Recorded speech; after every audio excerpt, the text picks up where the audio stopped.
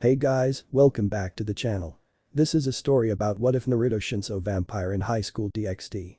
Before I start, please support for more amazing content and do consider subscribing to my channel and share this video with your friends. This is written by PlaguedAmbition and link in the description and support writer. Let's start the video. A chilling breeze washed over the calm and quiet town on the outskirts of the devil's side of the underworld. There was in a sense, nothing different about tonight than any other, at least that is how it would look to the normal observer. To those walking through the town, a group of 15, it was strange. The doors were bolted shut and cow blood smeared on the front of them, cloves of garlic hung on strings around the handles, and all the windows were lined with salt. To the 15 walking through town, it was quite clear what was happening. After all, they were called here to deal with what had happened. Vampires. Or rather vampire. Singular, on his own, young in age. He had golden blonde hair, leaving people to at first believe that he was an angel. His eyes were like icy blue crystals that looked straight through to your soul. Whisker-like marks adorned his cheeks, or at least that was what the description said. He gave off the feeling of a demonic fox, holding their lives in the palm of his young hand. Are you sure he is still around here? NYA, come the strangely spoken words from the raven-haired woman standing rather close to a smiling white-haired male. The woman had a still developing bust, maybe in her early teens, 14 at the most. On the top of her head sprouted 2 cat ears, mirroring the color of her hair. She was clad in a black kimono, the shoulders cast down and resting on her biceps, barely containing her breasts inside the garment. It was held together by a yellow obi which was adorned with bells, really giving her the Catwoman feel. You would dare question your queen? A voice hissed beside her. The woman had long blue hair reaching down below her backside and sharp green eyes. She was clad in a white kimono like the others, sans for the only male. His white hair and blood-red eyes were equally matched by the golden kimono he wore.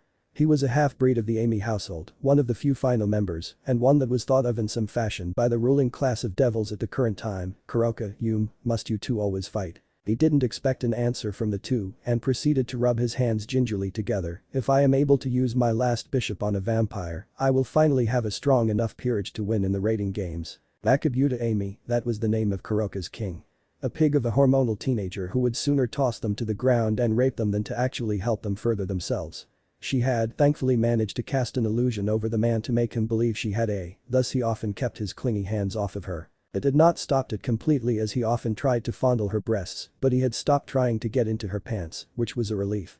Her plan was to work for this guy for a while, make a name for herself and get traded out into a better peerage, one that was able to actually win in a rating game. From there she could start making money to look after her sister properly and maybe even find a guy that was interested in helping her rebuild the Nekashu. It would require a lot of mating, so he had to have good stamina. A slight perverted grin slipped onto her face as she started to picture what the future could be like. Maybe she could even get Shirin to join in with them. Thankfully these thoughts were able to drown at the arguing around her. That was until the temperature dropped drastically and everyone became tense and on edge. Pawns form a perimeter. Makabuta roared and the women quickly got into place, despite the shaking of their knees. Koka frowned. The vampire wasn't hiding like she had thought it would be. No, he was making it all too easy to find him. She looked up into the tree above to see him sitting there. His body resting against the trunk as his legs lounged out onto a thicker branch.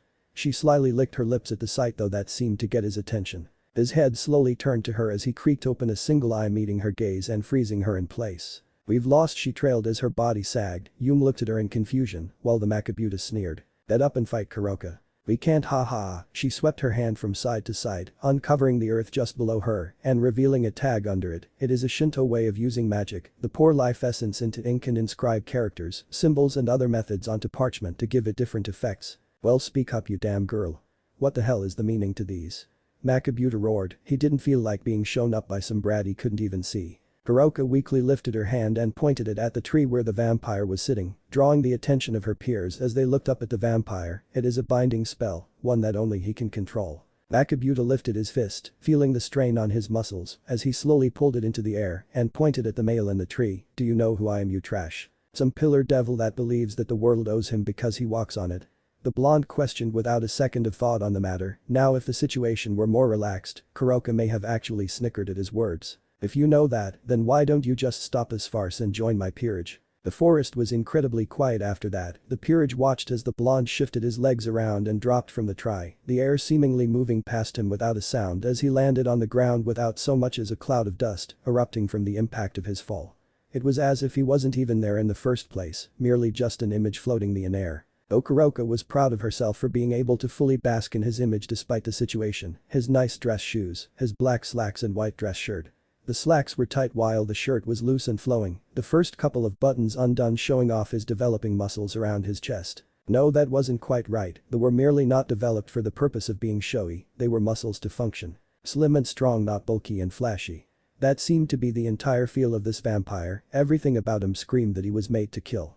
A being that had been feared for almost as long as the devil himself, they were the true rulers of the night, and this peerage had just walked right into the trap of one. No. It was so simple, his response that it froze the peerage in a mental manner. Their master was refused so openly as if it was natural. They couldn't quite process the thinking of the blonde as he continued to move towards them. No. Did you just say no to me, Makabuta Amy? You? Did you not just hear what I, Naruto Fr Noom, said? The blonde, apparently called Naruto, stated in a tone of mock astonishment back at Makabuta. With calm steps he walked between the peerage, weaving so that he didn't touch them, like if he did he would be dirtied. He came to stop in front of the rooks and lightly tapped a point in their shoulders, sending the duo to the ground, the same happening with the knights before he stopped and stared at Kuroka. Name? Kuroka Fr Noom, she replied to his words, watching for his reaction. She was merely hoping that she had been able to piece together the meaning of Fr Noom correctly. If she was right, it was Romanian for nameless, if that was the case, she would be able to use it as well. Though because she was using it as a name instead of actually speaking it, the others still would not be able to translate it with that language perk that devils had. It was a flaw, so to say. The vampire known as Naruto tilted his head to the side lightly as he bent down, placing a finger under the woman's chin in his crouched position before slowly standing up, dragging her up with him. How old are you, Nakamata Kuroka? F14. She stammered out, trying to avoid his gaze, though she found her eyes constantly pulling back to his icy orbs. Stop ignoring me. Roared Makabuta from his position astride or so behind Kuroka. Naruto didn't even bother to glance at him. Shut that sty you call a mouth. I am talking to someone of worth 14. You are my age, yet you are still somewhat lacking in ability. I wonder, do you not have the proper drive, or is this difference purely because of our birth? Do not bother trying to answer, it was a rhetorical question. He took a step forward, their bodies almost flush against each other as he drew closer to her neck. The way your body reacts is quite marvelous. Your heartbeat is increasing more and more the closer I get. This scent is alluring, it draws you in wanting to explore further. How stupid can a vampire be? That is a he. No matter what hangs from its chest, it is what's between the legs that counts. Naruto rose a brow at the pig of a man, slowly drawing back from Kuroka and seeing her bite her lip gently. The pawns around them weren't able to see her facial reactions as they were out of sight. The rooks and knights were out for the count, and no one would see what he was about to. He stepped back lightly, an inquisitive look on his face as he opened the front of Kuroka's kimono. He was not greeted to what he was told to. No, instead he was greeted to a small patch of black hair in the shape of a heart and a carefully crafted slit between her legs, not a hanging member. Finding what he needed, he slowly stood back up, redoing the front of the kimono and giving nothing away with his expression. As you say, that was not what I expected. He leaned in again next to her ear, his breath tickling it lightly as her knees started to shake. It moved from her ear down towards her neck. She felt his teeth lightly trail across her skin before they sink in, though it wasn't painful as she thought it would be. No, it felt like her hardest of walls had broken. Like a bursting dam, she felt all of her emotions run through her body as a heat slowly started to spread from where his lips were on her neck. She almost felt like she was wanted, that if she continued to stay near this man, she would not feel alone. Then just as quickly as the feeling came, it started to fade as his teeth were removed. He took a small step back and licked his lips to savor the taste. You're an outsider here, aren't you? Do not worry, I have placed an illusion over us. Do I need to answer that question? Kuroka asked softly, her bottom lip quivering. A sprinkle of attention and a single bite had reduced her to this mess of emotions. No. I figured as much, considering you noticed that I hadn't bound you, yet you acted like I had. I watched your twitching hand, you were testing to see if you had been restrained. Like I said, you have worth which is wasted on the likes of this would-be devil that would do anything for power. I wonder, do you know why I denied his request? Naruto gave a light hum at the end of his question. Kuroka shifted her gaze slightly. You're already a devil, the smell is faint, but it is there. I can only wonder what kind of devil is able to tame a vampire like you. Behind them a large magic circle appeared, its bright red color lit up the sky, before a young girl walked out in a sundress. Her long red hair flowed down to the middle of her back as she puffed her cheeks out in irritation. Naruto. She growled out, though it mostly just looked adorable. Yes, Rias. Naruto replied calmly. It looked like he was used to this, which somehow scared Kuroka a little. She of course knew who the Redeed was, Rias Gremory, the younger sister of Lucifer. Are you playing with other peerages and communities again? Rias, please, I would never cast an illusion over a town to make them believe they were under constant harassment of a vampire, to drawn out some devil who thought he could make me into a member of his peerage, just to relieve my afternoon boredom. How could you think so little of me? He questioned with mock hurt. Rias in response let out a small sigh as she shook her head from side to side. The young 10-year-old often did not know how to deal with her queen and first friend. He had odd ways of getting rid of boredom. You could have come and found me. Ah, but you were busy studying. I didn't want to interrupt you. He stepped away and moved to the side of Rias, who seemed to get calmer as he approached, yet she was glaring at the black-haired teen before her. What did you do to them this time? Naruto scratched the side of his head lightly. I figured it would be best to have them trampled by a stampede of naked sumos, mixed genders of course, I would hate to be considered sexist. Rias seemed to nod at his words, it looks like you made a friend. Friend, I wouldn't say that, she is interesting, though not entirely interesting. I guess I will continue to listen out for her exploits, and if she becomes strong, I might even consider her a rival one day. Speaking of which, Kuroka, what piece are you? The bishop, she trailed lightly, really having such a young girl switch between giving her a glare or smiling at her was starting to unnerve her. Naruto gave a light chuckle, sleep now bishop, but remember this strongly, the peerage of Amy was defeated by a single member from the peerage of Rias Gremory, and maybe next time, this queen might be a little rougher. He drew his index and middle finger up to a single point and gave a sly smile, placing his left hand on the shoulder of Rias while his right stayed in front of him. The air around them changing as the thick fog embraced the two. Or maybe I will just toy with you again, Kuroka. Grow and give me someone to fight in illusions. His voice faded as the fog left the clearing. The binding spell beneath them sizzled as the parchment caught fire and her peers fell to the ground, seemingly knocked out from a heavy illusion. The faint smile graced her lips. If she could get into that peerage, she had no doubt she would be able to support Shirin better, not to mention she could learn alongside the blonde vampire who easily outclassed her peers and herself. She raised a hand up to her neck where he had bitten her and gave a slightly wider smile. He was someone she would have to seriously watch. Naruto's feet hit the marble floor for only a second before he scooped Rias up in his arms and dashed forward, nimbly avoiding the Harrison that struck where his head would have been. Had it have been a normal Harrison swung by a normal person, or even a normal devil, he would not have bothered to dodge. This paper fan though, was wielded with a skill that not even those trained in the art of striking people of the head could obtain. He had heard whispers of it being called the Harrison of Death, though that was mostly from Surziches. Naruto, ever so slowly turned his head and was met with the stoic glare of one Grafia Lucifuge. He was not sure if there was even such a thing as a stoic glare, though if there was, he was definitely receiving one now. He placed the shocked Rias on her feet and returned a glare to the woman, though his was hidden behind a cheerful expression. Wow, that was pretty close, you could have hit someone there, Great-chan. You'll have to forgive me, I was trying to swat a fly that suddenly appeared in front of me, she replied calmly, and somehow, even though he had been watching her, the Harrison vanished, as of moments ago. You are late for my lessons, Naruto-sama. A proper young man like yourself should be punctual. Naruto let out a tired sigh as he folded his legs up under him, hovering in the air. Flicking his wrist slightly, a wooden board formed in front of him, along with quill, ink and parchment. Sorry about that, I guess I got a little carried away in having fun. Grafia's brow rose a fraction of 2 millimeters, showing she was paying attention to his words. And pray tell, did this fun involve terrorizing the peerage of others again? I like to believe that I am scouting for a worthy rival, haven't found one yet though. He trailed lightly and hummed to himself. Oh sorry Rias, I forgot that I had lessons with Great-chan this afternoon. Once I am done we can watch that new anime you got, okay? Rias, who had previously been looking down on hearing that Naruto had lessons, suddenly had a wide smile across her face, with her hands clapped together in front of her as she nodded frantically. That sounded like a good evening, watching her new anime with her queen, yes. She would make them snacks, oh maybe even those little blood cookies that her mother showed her. With new determination in her mind she nodded once more, okay but you better not be late mister. Naruto smiled over his shoulder at the young girl, I won't be. Great-chan wouldn't dare dash your hopes like that. He looked back to the woman who, and this was if Naruto was reading her correcting, had a wouldn't I expression on her face. I think anyway, see you soon Rias. Grafia and Naruto continued down the halls. He was ready to start making notes as he followed her around with her duties. Are you truly searching for a rival? It was a question that Naruto wasn't expecting. Normally she would give him a scolding that looked like she was at least trying to reprimand his behavior, but they both know she wasn't really trying. Just like earlier, if she truly wanted to, she could have easily hit him with the paper fan. It was in that way that Naruto knew she understood him, at least somewhat. He wondered if that was why she was so focused on being a maid, that way she always had something to do. He tried to picture Grafia being a bundle of energy and had to fight the snort of laughter that tried to erupt from his mouth. She was a new mother, he had half expected her to be completely run down looking after the young lord.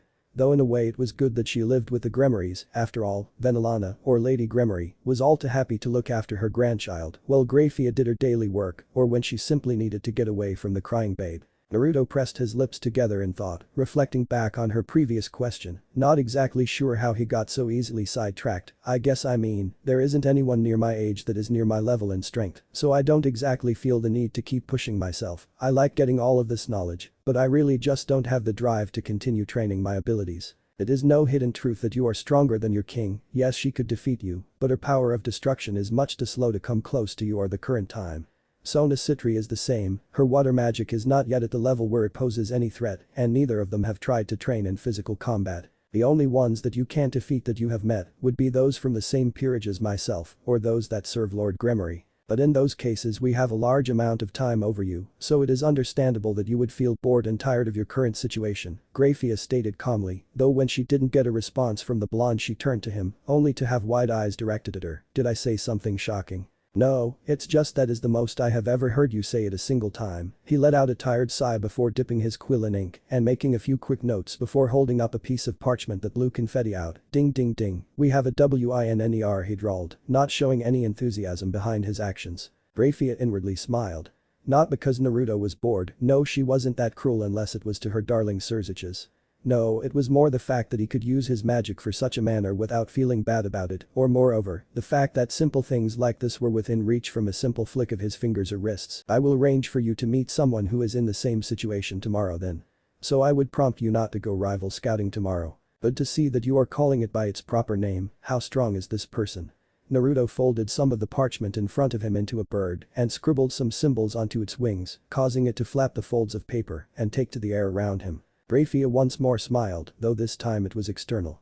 Those strange symbols that the blonde used, they really didn't seem to have any limit. She held her finger out lightly and saw the blonde glance at her from the corner of his eye before another bird took off from Naruto's makeshift desk, this one much more full, having evenlets and talons. It gripped onto her finger lightly and preened itself for a moment before singing a small song. He has no talent for magic, though in terms of physical combat, I would say that he is either slightly above you or at the same level. Is it that he has no interest in learning magic, or rather more that he cannot learn it because of a birth defect? It would be the second one, Naruto-sama, Grafia replied coolly. Naruto though felt his eyebrow twitch. Don't do that, Great-chan.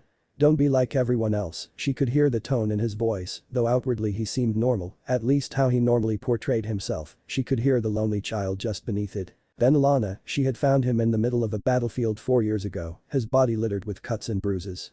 Men much larger and older than him lay dead around the blonde as his black nails still dripped blood from their last kill. As the Lady of Gremory approached, she saw the countless bodies around her turn into ash and float away in the wind, leaving the child alone, barely hanging on to his life. Grafia could remember the next part in great detail. It was something that still to this day haunts Venelana, though Naruto seems to have forgotten it.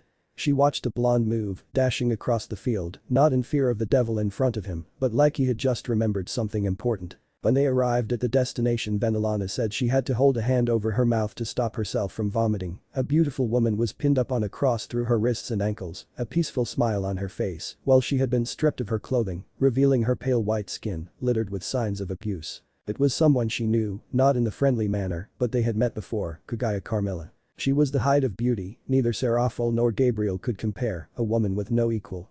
A force of nature that was part of the coalition to bring down Draco before he sent the world into night. While Venelana was called the brunette Madam of Extinction, even she was scared of crossing the woman in front of her. Yet someone, had defeated her.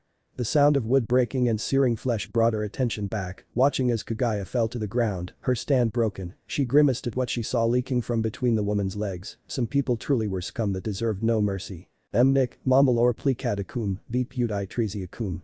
Nick. Mum, they're gone now, you can wake up now. Mum. Yet Kagaya did not move, no, the only movements she held were those that her child was forcing her to do. Venelana watched, as did the child, as Kagaya Carmilla faded into ash. The child slowly stood, rubbing at his eyes before nodding. Mama bina manels, voy eins ambinat akumulari vedier mama, ti ibisk. Okay mum, I understand, I'll keep smiling, you rest now, goodbye mum, I love you. The young child nodded his head a few times before turning around, tears falling from his eyes, but a bright smile on his face, looking at Venelana. Do you speak English? Venelana gave a slight nod of her head. I do, though I think it would be best if we get you someplace safe. The blonde gave her a confused look before slowly looking down at his feet. I don't have anywhere to go, lady. Then how about you come with me? The vampire prince. That is what the blonde was. Apparently people used to always bend over backwards for him, despite the fact that he just wanted to be treated normally. He couldn't remember that night, though he tried to smile as much as he could. Graphia. The silverette jumped in shock, only now noticing that Naruto was hovering in front of her, only inches away from her face with his brows furrowed lightly in concern. Are you okay? I was lost in my own thoughts. Naruto widened his eyes for a moment before nodding. Ah. I did that once. Dumpelstiltskin. He shivered at the memories. Dumpelstiltskin? Graphia questioned, only to see the blonde freeze and spin around in the air. Where? Seeing that the coast was clear, he started to rock back and forth as he hovered in front of Graphia. Shhh. He cannot see past his brow. She hummed at the boy, not sure how to proceed. He seemed to be completely taken by this character, and she had no idea how to deal with it. Were you talking to me, earlier I mean? Naruto's head shot up in her direction before he quickly nodded. Thankfully it seemed that diversion was the correct course of action in this situation. I was asking how Milikas was doing. Good. He can sleep through the night at times now. It is quite refreshing to be able to get a full night of sleep. Though speaking of which, when do you sleep? I always believed that I was the first to wake and the last to fall, yet you are always awake when I got to sleep, and always awake before I get up. She had found that suspicious at first, but had grown used to it. After all, nobody seemed to mind. I don't. He tilted his head to the side in confusion before pursing his lips together. I guess I should fix that. Maybe after my next slumber, I will try going to bed like normal people. Naruto nodded a few times. I didn't think that anyone had noticed. It is my duty to look after the manor and all that reside inside of it. As headmate, it would be poor of me to not notice that you don't sleep. She brought a hand up to her forehead. This was the only real issue she had with the boy. If he wasn't told to do something, he just did what he thought was normal. For example, floating around the hall making paper birds. Okay, well I guess I will enter slumber tomorrow. That should put me out for a couple of days. After that I will try to have a nightly sleep anyway. What am I learning today? Naruto asked, changing the topic again. Graphia gave a small nod, as if accepting his words. We will be doing history today. Devil or human? Human. Damn. The following day had people gathering around an arena. It was, for better or worse, a contest between two young boys. Both at the age of 14, one was clad in what seemed to be long black pants with a matching shirt, only having a silver gray vest over the top of the shirt to serve as padding. He had black hair that seemed like it had a mind of its own and bright violet eyes. These eyes were currently looked onto the boy across from him. On was the somewhat nice outfit Naruto had been wearing the day before. Now he was clad in baggy black pants with matching black cloth shoes. He had a sleeveless guy top on, held together by a long and flowing orange obi. His blonde hair seemed to be longer than the day before, much longer. Now it came down to the middle of his back after being pulled up into a ponytail, kept in a nice formation by a steel cap at the end that had a bell attached to it. His icy eyes were looking at the boy across from him. Apparently this was Sairaorg, a cousin of Rias and nephew to Venelana. Naruto craned his neck to the side as a loud crack rang out. You better be strong, everyone else our age is pretty weak. Sairaorg gave a wide grin, smacking his fists together. I was about to say the same thing. Rias has told me a bit about you. Apparently you are like a true demon when you get serious. I really hope she wasn't lying to me. A slight sound of irritation wrung from Naruto's mouth. The smile that had been in place fell instantly. Rias wouldn't lie to family. I'm not going to go all out from the start though. If you can force me to use that much against you, then you will see what she means. The arena has been placed under the same rules as a raiding game. While injuries are expected to come from the spar, you will be teleported to the infirmary before you get close to a critical state. Came the voice of Graphia over the speakers. Naruto spared a glance to where she was standing. Rias and Surziches were seated behind her, along with Lord and Lady Gremory. It seemed that everyone was here to watch. He cracked his knuckles and looked back towards Sairaorg, who deepened his stance. You may begin. The ground around Sairaorg exploded as he shot forward, his fist coming within an inch of Naruto's face, before the blonde bent back at an awkward angle and shot his foot straight up before flipping back. Sairaorg was barely able to avoid the kick. It had come at near lightning speeds and had a pinpoint accuracy. He landed from his dodge and brought his fingers up, feeling the smallest of cuts on his chin. A wild grin stretched across his face, to think that the boy across from him had split his skin with just the wind rushing off of his kick. Sairaorg watched as Naruto gracefully landed on his feet, his arms crossed and an unreadable look on his face. Though Graphia found it prudent to note to those around her that that was the look Naruto assumed when he was measuring someone with potential.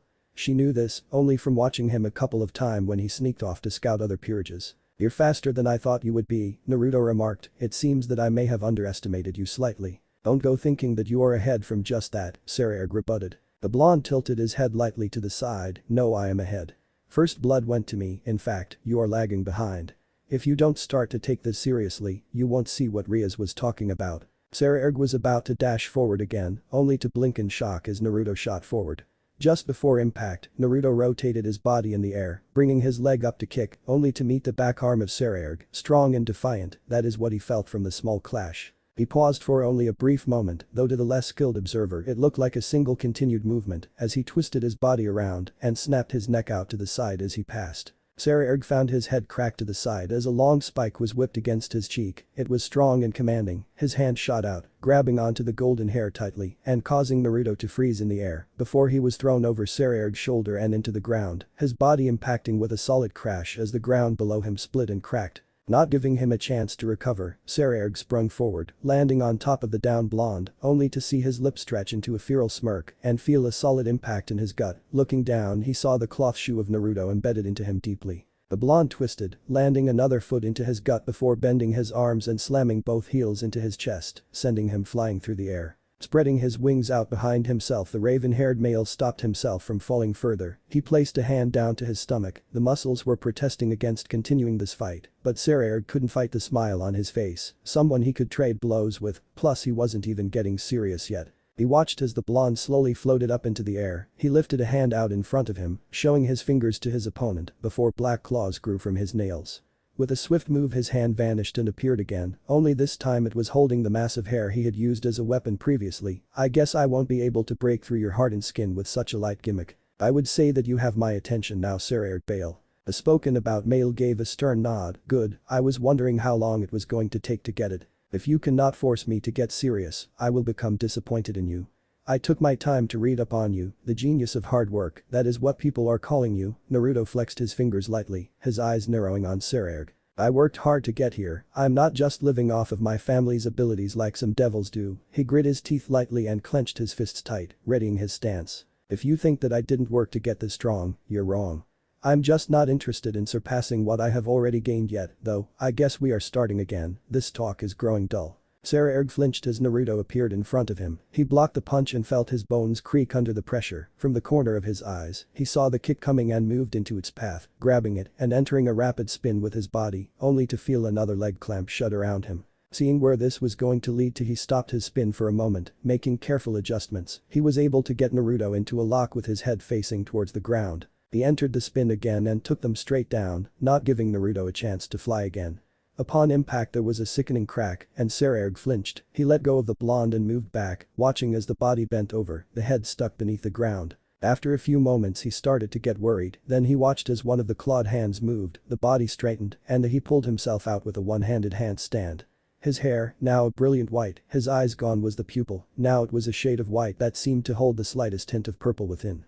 He locked eyes with Sairaorg. "Now you've done it." With a flick of his wrist he generated enough force to push his body high enough into the air to right himself with a flip and land softly on his feet. He rolled his shoulders forward and the guy that had been around his top fell apart, showing his bare chest. It was on this bare chest that Sairaorg noticed something. There was a tattoo. It looked like a white-haired woman was wrapped up in thorns. The thorns slowly started to untangle themselves and the woman turned around, stretching her arms out wide and fading into the blonde's chest. It happened in an instant. The air changed, it was cold, frost was forming at the soles of the blonde's shoes.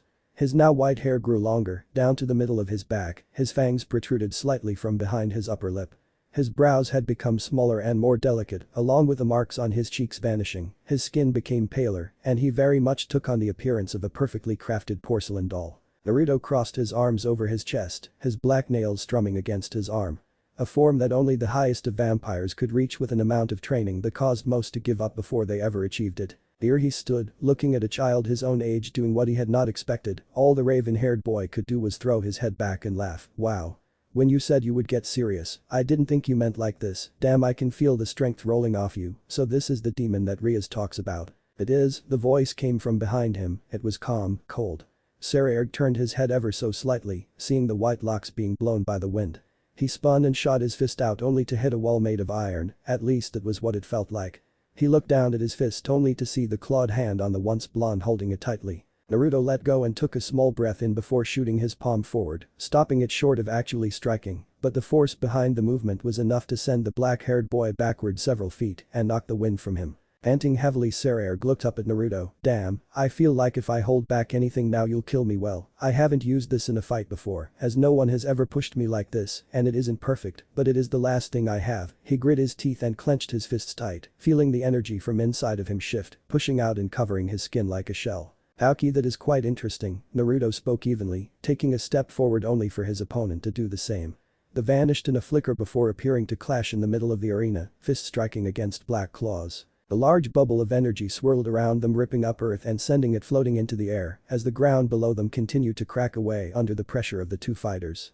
Violet staring at pale white against black. Naruto closed his fingers closer together, forming the hand for the serpent style of combat. This only caused the ground to crack further as the aura continued to get bigger and bigger before it finally turned black and swallowed their forms. Those on the outside were sitting on the edge of their seats. To the Gremories, it was the first time that they had seen someone of Naruto's age fight so well against him. To think that they were related to the contestant as well was only a boon.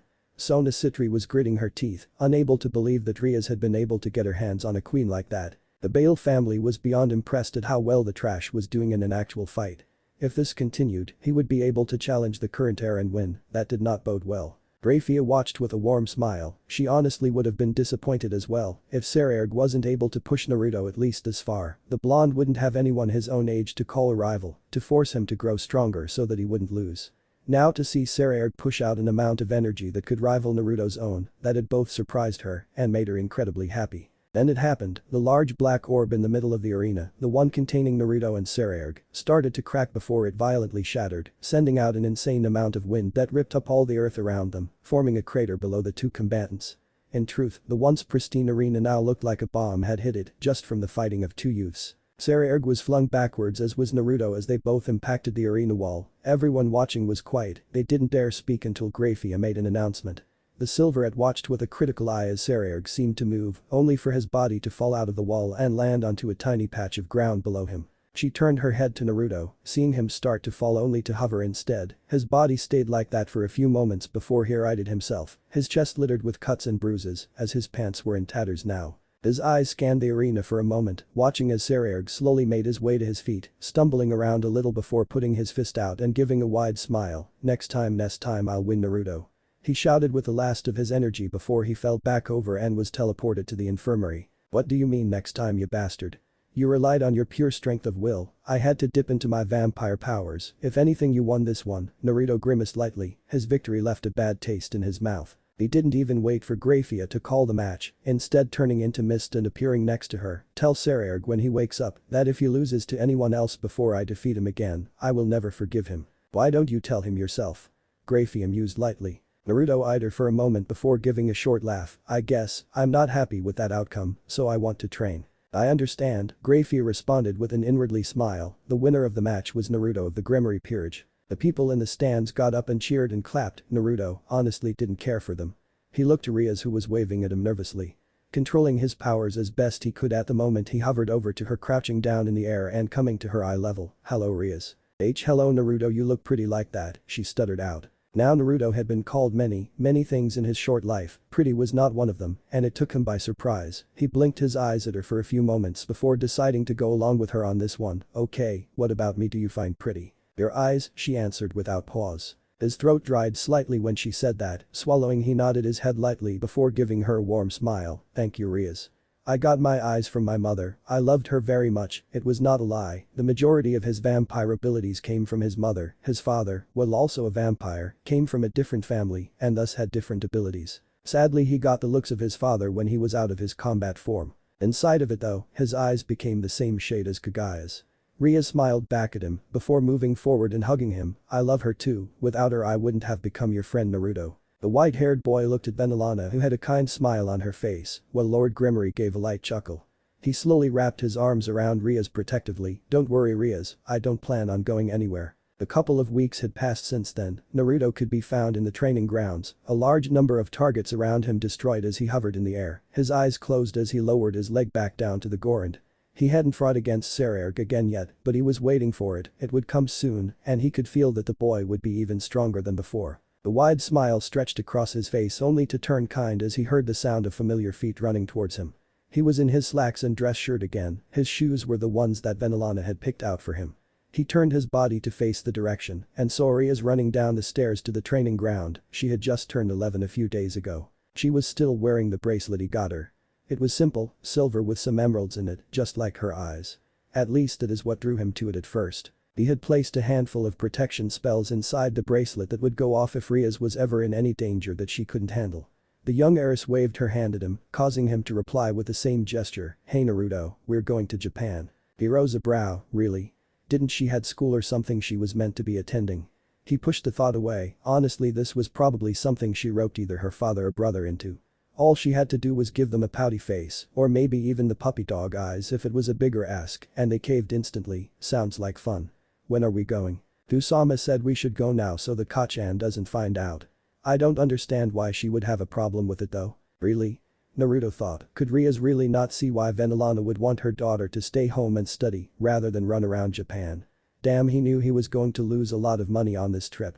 Oh well, if it was to keep Rias happy he didn't really mind, neither, he lied, let's go, maybe we will see a giant robot or something. Don't be silly Naruto, everyone knows that mechs were wiped out by that musical magic girl. I must have missed that one, the blonde trailed. Rias nodded her head, don't worry, I have it on Blu-ray, so I can show you the battle. Honestly Rias, I think I'm good. Her feet struck the ground as they ran faster than she thought her legs would be able to carry her.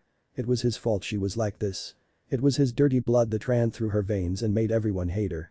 It was because of him that her mother was killed. Killed her. She died because of him. He killed her. She bit her lip, drawing her dirty blood as she continued to run. She could hear the adults behind her. How could they have found her so easily? Did someone talk about her to the temple? Better. Don't let that thing escape. She continued to run, she could feel them getting closer, her raven hair which reminded her of her mother was so dirty now. She pushed away a low-hanging branch that was in front of her, only to see a blonde-haired male standing not too far away. His eyes were closed and what looked like a lollipop stick was hanging from his mouth. Rias was right, you do have worth, will you become our friend Himejima Akeno? He spoke in a voice that felt so comforting, yet she froze. How do you know my name? She stuttered out, watching as his eyes slowly opened and locked onto her own. Akeno felt so small under that gaze. Rias has been watching you these past couple of days. She wants to know if you will join her peerage alongside me. If you accept, I will clear you of this mess. All you have to do is come stand beside me, he spoke calmly. Akeno looked over her shoulder, the cries were getting closer, they would be upon her soon. Gritting her teeth she looked at the blonde again, watching as he tilted his head to the side, as if he was curious about her choice. Shaking her head she ran forward and stood by his side. In a swift movement she felt something draped over her shoulders, it was a cloak, a traveling one that was incredibly warm. She looked up to the blonde and he turned his eyes away slightly, your clothes are in tatters, it wouldn't work out well if I brought you back with a cold. You should do it up properly. Akeno gave a small nod and fastened the clips on the front before looking back up at the blonde. It was snowing, lightly, but that was still the case, and here he was standing in a dress shirt and pants. I see, can't you would be cold. Ah, don't worry about that, I don't feel the cold, he let his words trail off, and Akeno looked down at his feet, they weren't actually touching the ground, he could levitate the crowd that had been chasing her broke through the bushes and paused as they saw Akeno standing next to some random teen. You should move away from her boy, an older male huffed, it was clear that he was still out of breath from all the running, really humans were so unfit compared to the supernatural, that thing shouldn't exist. Akeno flinched at his words only to feel a soft hand on her shoulder. Akeno has chosen to be a friend to myself and Rias Gremory, he saw the people flinch at that, much more she now stands in our territory. If you cross the line to try any hostile action, I will be given full rights to deal with you as I see fit. You bluff boy. Men keep going forward. The humans started to charge and Akeno grabbed onto the arm of Naruto. The blonde though was looking into the trees slightly above him, is it ready yet? A voice hissed out before a large array of thread appeared and wrapped the humans up in a brief second, large seals placed on each of their foreheads as a result. Akeno watched in shock at how quickly they were taken care of only for a shadow to appear over her. She looked up and nearly let out a shriek as what looked like a cross between a woman and a spider was lowering herself to the ground. Naruto rose a brow at the tied-up humans, impressive, seems like you have been training again Arachna. Thank you for that. The silver-haired woman with deep blue eyes bowed her head lightly as she reached the ground, her arms fidgeting under her web-covered breasts. To give a better idea, the lower half of the woman was a spider, abdomen included along with the 8 legs. Her top half was all human though, I would not be worthy of being your familiar if I could not clean up trash like this. Naruto beckoned for her to come closer, her long legs tapping softly on the ground as she did, pausing directly in front of him. He gently stroked her face and placed a kiss on her forehead. I know I am asking a lot of you, but do you think you could drop them off at their temple for me? I would rather not have to deal with the added reports that come with the loss of human life. Arachna nodded her head lightly before looking at Akeno, who flinched and hid behind Naruto. Do not worry, child, I know not to attack those that my master has taken interest in, I must be gentle with them. Arachna turned on her feet and grabbed onto an amount of web in front of her. It was attached to each of the men that had been chasing Akeno. After a while they were being dragged along by the spider woman. Akeno watched in shock, slowly turning to face Naruto. Maybe I should have told her to take it easy on the humans, Naruto mused as he watched them get knocked together. Well, they deserve it. I thank you, but you shouldn't be seen with something like me, Akeno trailed, looking down at the ground. Her feet had already grown so numb that she could no longer feel them properly. Mostly due to a mixture of the cold and the amount of running she had been doing lately. You mean about your fallen blood? Naruto questioned as if it was such a simple piece of information. How do you know that? She took a few steps back, balling her hands into fists in case she had to fight her way out. Naruto craned his head lightly to the side. I don't know if you have noticed yet, but I am not human myself. In fact, you are more human than I am. I can smell that you are a fallen angel, yet at the same time, you are also human. Akeno looked down at her feet again, so you understand that we can't be friends. Dirty creatures like me don't deserve friends. I'm not going to ask you why you feel like that, you have your reasons, and if you want to talk about it you will. But really? You think that your blood is dirty? That you as a product are dirty as well? Never knew my father, he was or is a vampire, that much I know, but my mother, she was a vampire queen, so tell me Akeno, what do you think is dirtier? A vampire prince or a fallen angel? The young girl bit her lip. You don't seem evil though. That would be for two reasons. One, I am not in my combat form, which would bring out my vampire traits further, and secondly because I don't want to be evil. Rias thought you could use a hand and asked me to give you a choice. Oh yeah, Rias is a devil by the way, she is sweet though and pretty cute. Around your age, so you two would probably make good friends if you tried. Naruto gave a small wave of his hand before placing it down for Akeno to take. So do you want to come with me, Akeno? Shouldn't we wait for your spider? Arachna will travel back to her dimension when she is done, from there she will be able to appear at my side again. That is the power of a familiar. Akeno looked at his hand for a few moments before slowly extending her own and placing the smaller appendage inside his larger one. Please look after me. She asked softly, her voice full of hope. Naruto gave her a warm smile. We will. Now this will feel a little strange, but I would rather not walk all the way back. As the words left his lips, Akeno saw a thick mist roll in around them, swallowing the duo whole before clearing and leaving no one behind. Akeno's feet never touched the ground as they appeared outside of a small home. It was still snowing, yet the reason she never touched the ground was because Naruto had lifted her off her feet to keep them from growing even colder. He strode forward and opened the door without pause, closing it just as quickly behind him. Naruto placed Akeno down on the floor and looked her in the eyes for a handful of moments. You look like you could do with a nice warm bath. He turned around slightly and spotted a few strands of red hair poking out from past a doorframe. Rias, this is Akeno, the one you have been watching. She agreed to be our friend as long as we look after her. He gave a cheery smile, which caused the young heiress to jump out from behind the frame and nod her head brightly. I am going to run her a bath to heat her up. Naruto turned to leave only to feel a hand grab tightly onto his shirt arm. He saw Akeno looking at him. She was scared, no terrified. Don't leave me, she spoke weakly. Rias gave a light giggle at her words. I will run a bath then. Naruto, if you could take Akeno and try to dry her a bit while I do so. The blonde rotated his arm and lightly grabbed onto Akeno's own. We have a fireplace in the next room, come, it should dry your clothes a little. Rias watched as the two left, her brows furrowing slightly before she spun on her feet and headed up to the second story. It wasn't exactly a big house to them anyway, it was like a small getaway. Once she reached the bathroom she ran the water until it became hot, then she sat, waiting for the tub to fill. From down the stairs and on the other side of the house, she could hear Akeno laughing at something that Naruto had done or said. Really, she couldn't have asked for a better queen. He was kind, well, to her and her friends anyway. He was smart, often helping her with her homework without so much as a simple question. Everything seemed so basic when he explained it to her, and it just made sense. Then there was his abilities. She didn't know his full backstory, and while it irked her that it was hidden, she understood that it was for her own safety that she didn't know, but what she did know was that he was different to other vampires. His ability to walk in daylight was a shining example, not to mention she had caught Grafia calling him a lord a handful of times. The room always became cold, very cold after that though. But the tub now full, she dried her hands, walking down the stairs to the main room, seeing Naruto drying Akeno's hair with a towel as she sat in front of the fireplace, a conflicted look on her face. Their laughter and cheer now gone. In a way it made her feel better. That strange anger from before was gone. It was similar to the same kind she felt whenever Grafia said he had to go with her somewhere. She watched with a small amount of concern as Naruto turned around to face her, giving a small smile. "It looks like your bath is ready, Akeno. Shall I prepare a meal for you both?" Rias was about to protest, thinking that he needn't make the effort, only to have her stomach barge in with its own opinion, a large rumble cutting her off as she looked down sheepishly. I haven't had dinner yet, Naruto." She looked to Akeno, only to see a blush forming on the young girl's face, and the fact that she could no longer look at Naruto, though continued to try to steal glances at him anyway. Naruto didn't seem bothered at all, giving a small smile as he looked towards the kitchen. "I will prepare something for you both then." He moved to the room in a near blur, signaling that they should promptly move to the bath as well. It didn't take the two young girls long to figure that out, leaving Naruto alone with his thoughts. Honestly, he just followed what he had been taught by Grafia. According to Rias, his food tasted good, though he himself could not see how. Everything tasted like crap to him, bare of course the sweets Rias made him and the ramen that Grafia made. Rias had learned the sweets from Venilana, who in turn had been taught by Grafia, yet the ramen recipe was something that had not left the Silverette's hands. Apparently she had no real intention of passing it on to another either. His hands moved to the bench and he quickly went into autopilot, already knowing what he was making when he got there. Spinning on his feet, he moved to the fridge, pulling out some fish that they had brought earlier in the day, along with some eggs and rice.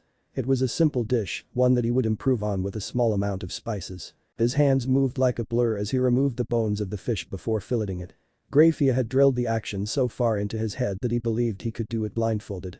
With that now down, he put a light rub of spices on the fish before placing it in the fryer, placing the rice and water to boil. But that said, he could turn to the eggs to make a light dipping sauce to go with the dinner set. It didn't take long for him to smell the food approaching the best time to pull it off the heat and set it onto the nearby bench. He paused and let the sound of feet coming down the steps filter into his ears. They had finished bathing, he guessed. He hadn't thought that it had taken him that long, or maybe Akeno just did not feel like soaking long in the water. A moan drew his attention to the bench, where Rias sat there sniffing the food that had been prepared. "Your food always tastes so good, Naruto, it even smells great." The young Riti cheered. Beside her, Akeno was looking at it with slightly wide eyes, before noticing that there were only 2 plates. Her eyes sunk a little, thinking they were already going back on their promise. "It's for you, Akeno. I am a vampire, so human food normally tastes bad. I have blood packs in my room that I will have later on, so don't worry about me." He gave a light wave of his hand as he made himself a bitter cup of coffee. Sweet tasted awful for some reason. He couldn't figure why though, maybe it was just the milk and sugar. Akeno played around with the fish on her plate for a moment. Could someone who thought food tasted horrible actually make something that tasted good? She spared a glance to Rias. The cheerful girl seemed to be falling in love with every bite, pouting slightly when she finished her mouthful. Though that could be an act, she did after all seem rather attached to the blonde vampire. Maybe she didn't want him to think that his cooking was bad. With a small amount of hesitance, she reached forward with her chopsticks to cut the fish, finding it surprisingly easy. Picking up a small piece, she placed it in her mouth, preparing for the worst, only to let out a gasp of shock. It was incredible. The fish nearly melted in her mouth, and the subtle spices seemed to give it a homely, yet at the same time upper-class feel about it. It spread through her mouth, quickly filing down her body and running all the way to her toes. The warmth and security that this dish seemed to make her feel was incredible. Here I stand, helpless and left for dead. Rias let out a groan while Akeno looked around in surprise. Naruto though reached into his pocket and pulled out a flip phone, looking at the caller ID before grimacing lightly. "I'll take this outside." He answered the call and left the room, leaving a very confused Akeno and a slightly less so Rias. Upon reaching the slowly falling snow outside, he started to speak. "Hello, Venilana-sama. Naruto, how many times must I tell you to stop being so formal with me? As many as it takes, I would assume. Though I doubt you called for such a small thing as to test whether I have learned my lesson in how to address you. Where are you currently?" "Ah, I thought you would be more interested in where Rias is. Everyone knows that she would have dragged you along with her. Also, Grafia says that you have missed some of her lessons." Naruto had to give her that. There was always a high chance that Rias was with him if she couldn't be found. Apparently he had been good at hiding from people, though they were staying within Gremory territory, so he assumed that Lord Gremory had somehow managed to either forget that they were there or simply had not been told as such. Japan, inside Gremory territory. There is very little to worry about. He paused as the sound of wings fluttered into his ears. He stared for a moment, watching as large silhouettes blanketed the skies, his blue orbs narrowing at the sight. Because of the dark sky, he was unable to see what color the wings were, but he could tell they weren't in the shape of a bat. "You will have to forgive me for cutting this short, Venilana, but it seems that some birds have found us." Birds? Her voice was frantic, and he was sure that he heard her hit the desk as she promptly stood up in shock on the other end of the line, though maybe that was just his imagination. "Doves or ravens?" "Ah, it's a little dark here, so I can't tell. I would ask for aid, but it seems that help will not come in time. I will keep the girls safe as best I can, just hurry." "Wait, girls. as in Plu. The line went dead and Naruto broke himself apart into fog before forming in the kitchen again, shocking the two young girls from their meal, and Naruto. Don't just appear like that. Rias stuttered out, a faint twinge of red dusting her cheeks. Ah, he paused slightly, before looking around, holding his hand to the ground and drawing a small amount of blood, the blue substance touched the ground, and a large circle appeared at his feet. Akeno would later question just why and possibly how Naruto had blue blood, though apparently his mother had the same color. His explanation was simple really, he was just different to other vampires. Arachna came out from the circle, giving the girls a warm smile, well as warm as a spider woman possibly could. You should head to the basement Rias, take Akeno with you, and do not open it for anyone. Is something wrong? The young heiress had good reason to be worried, her queen was strong and normally good at hiding what he really felt, well when he wanted to anyhow, yet here, she could hear a small amount of worry in his own voice. Ah, no nothing, just go, you should listen to your elders Rias, he narrowed his eyes at her, causing Rias to stiffen under the gaze, though she didn't even get to take a step before the entry door was blown off its hinges. She watched as Naruto spun on the spot, his hair turning long and white as his nails turned into claws. His feet were bare, meaning he had already prepared for them to arrive, at least somewhat, either that or he just really enjoyed walking around in bare feet. Heavy boots struck the hallway feet away from them before coming to a stop just outside the door to the kitchen. The doorknob slowly turned only to be stopped by large dead thorny branches encompassing the handle and door, stretching out from the ground at Naruto's feet. Without looking behind him he pushed the girls to be standing behind his back. Just as they finished moving into position the door was blown off its hinges again. It seemed that the intruder had gotten tired of waiting. The door though, had been cut down by large branches that had moved to protect the young trio before it got close enough to be cast as a threat. The figure walked through a small amount of smoke, his face was mostly covered, though he had bright green eyes, his skin was lightly tanned, and the figure was clearly male, he was bulky, and his clothes dark. Rias Gremory, come with me, and no one else needs to be hurt. One of the branches came back to Naruto and danced over his tongue, letting a handful of drops of blood fall. The other male looked to his arm, there was a light sting there and a faint cut. The white-haired vampire rolled the blood around on his tongue for a moment before blinking a handful of times. Fallen angel, 6 wings, a strong affinity for the fire element, along with light magic. Arachna, could you go watch over Rias and Akeno for me? He spoke in a somewhat carefree tone. Arachna knew better than to question him, no doubt he had, or was placing an illusion over them, so that she would be able to move them away. So before they could make any sound to throw off his plan, she wrapped their mouths in web and quickly carried them away on the back of her abdomen. The fallen angel though, saw only one thing, the two girls that had been standing behind the blonde turn into thorn bushes. As the spider ran from the room, he rose a brow at the action. Facing against people that used illusions was normally a pain, they hardly ever fought straight up and often spent their time running around in circles to confuse their opponent. The vampire devil with death magic, so this is where Kagaya's child ended up. Oh? Do you think that is some kind of achievement? If I was to use my magic outside of the private training I do, people would piece it together instantly.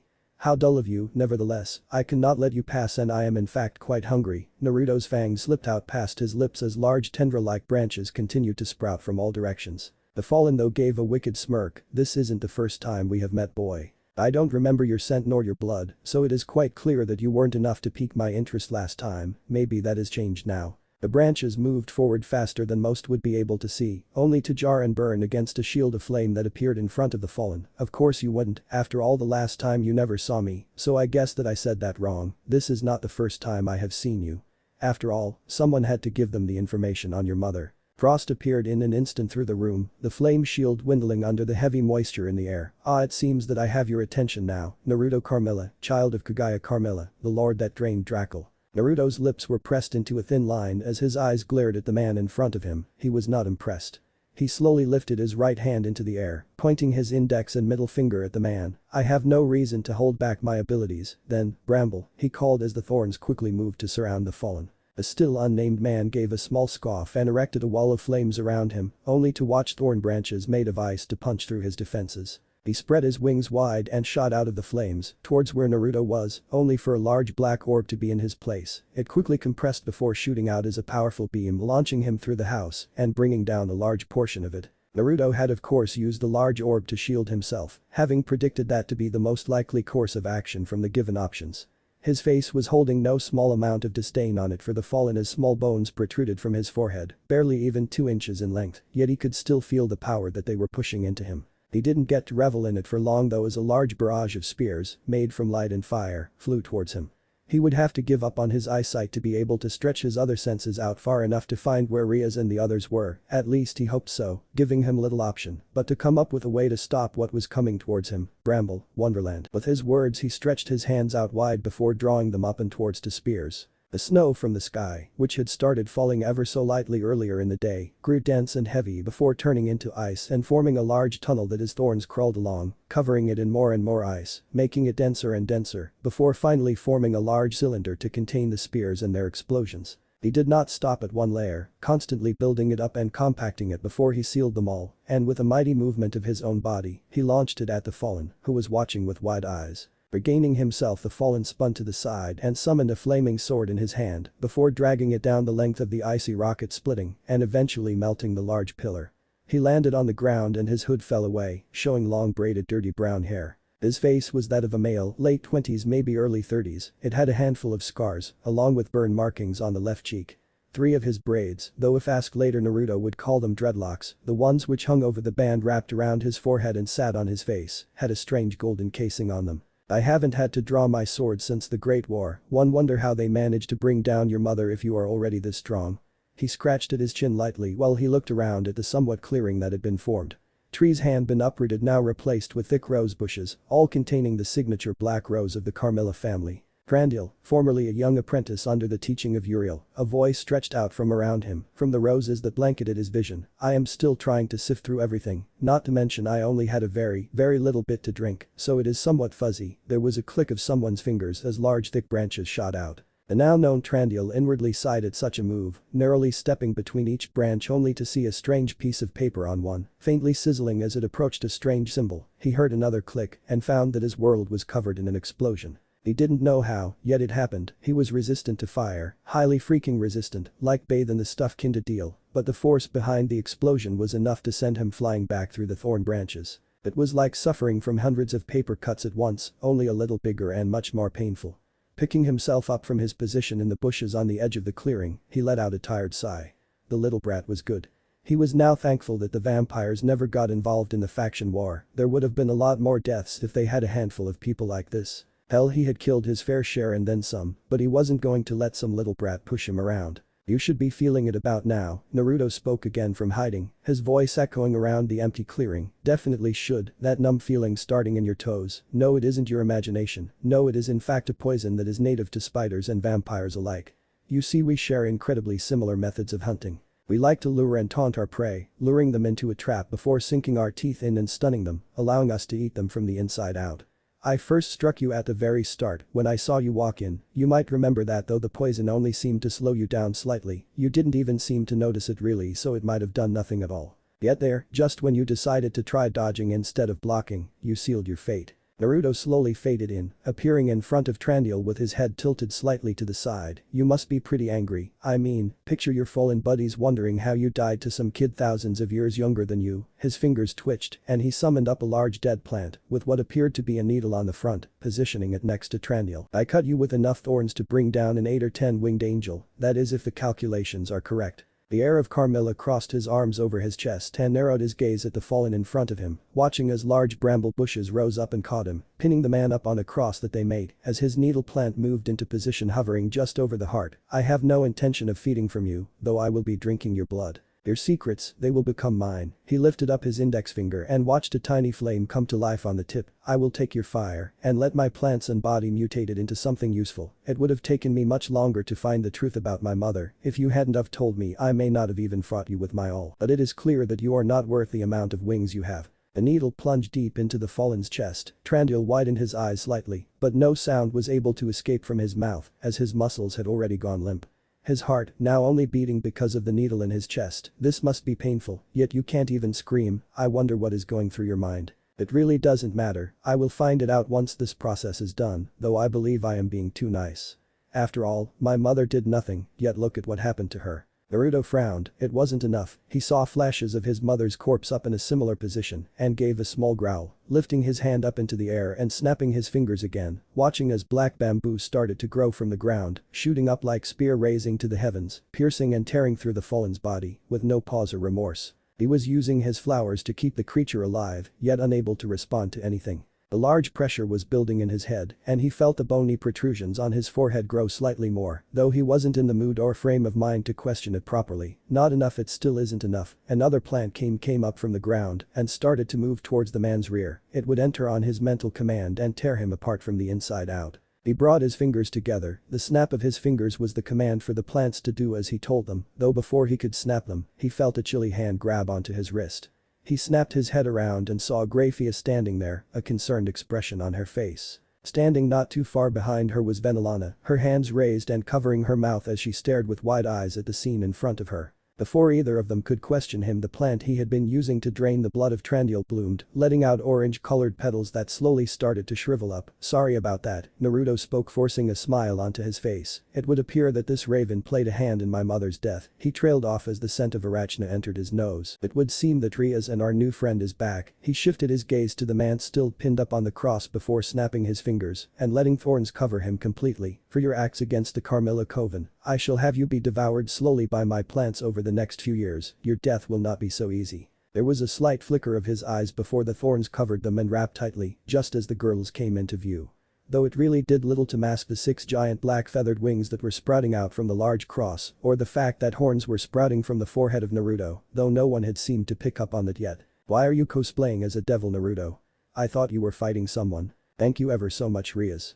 Now he felt all eyes on his person, or more specifically the protrusions on his skull. From the slightly interested look on Grafia's face, he had no doubts the maid wanted to tug on them to make sure they were real. I lost my temper, and they continue to grow. I feel like I am on a different level than before." "You have the reserves of a high-class devil currently," Grafia informed him stoically. "This, along with the information that you have defeated a lieutenant-level fallen, should be enough to qualify you for your exams this year, Naruto." Naruto craned his neck to the side, mid-class he trailed before seeing the intense eyes of Akeno staring him down. "What you saw earlier, I guess you could call that my resting state, Akeno.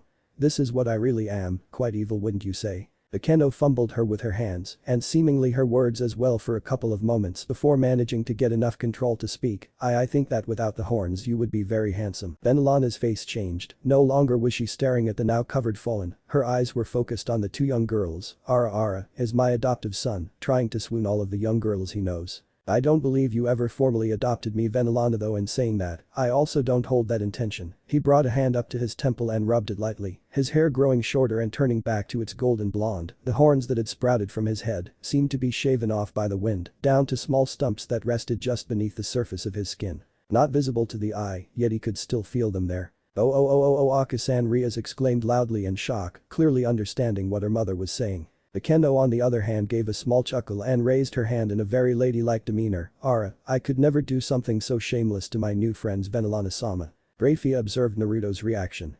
It was something so small that it may not have been picked up by anyone else, simply because Rias was too young, which also ruled out Akeno, also coupled with the fact that she spent quite a large amount of time with a young vampire. That is why, she could see his pupils dilate ever so slightly, along with his iris dulling a few fractions as he gave a warm smile to cover up the fact that there was someone else who seemed to share in the strange ways of Venelana. May heaven itself have mercy on their souls. A month had passed since that day. In that time, Akeno had grown closer to both Rias and Naruto. The latter had also found that because of the amount of light inside of Trandiel's blood was too high to be safely consumed by Naruto. Sometimes he regretted being turned into a devil. If he was still a pure vampire it would not matter. Yes, it would hurt for a while, but he would be able to grow past it. Now though, the amount of light would surely kill him. He would have to use some sort of organic living object to contain the blood to actually use it as a source and have it come back. At the current time, Grafia was watching him like a hawk.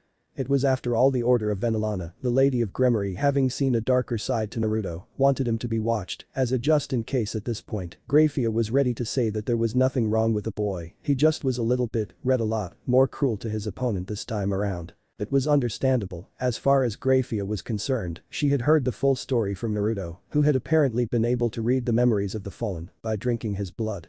He had ingested more since his fight with the fallen, and it had made him incredibly sick, which led to Ajuka Beelzebub being called. Of course, watching Naruto grit his teeth and fight through the pain to try to kill Ajuka was both interesting and concerning.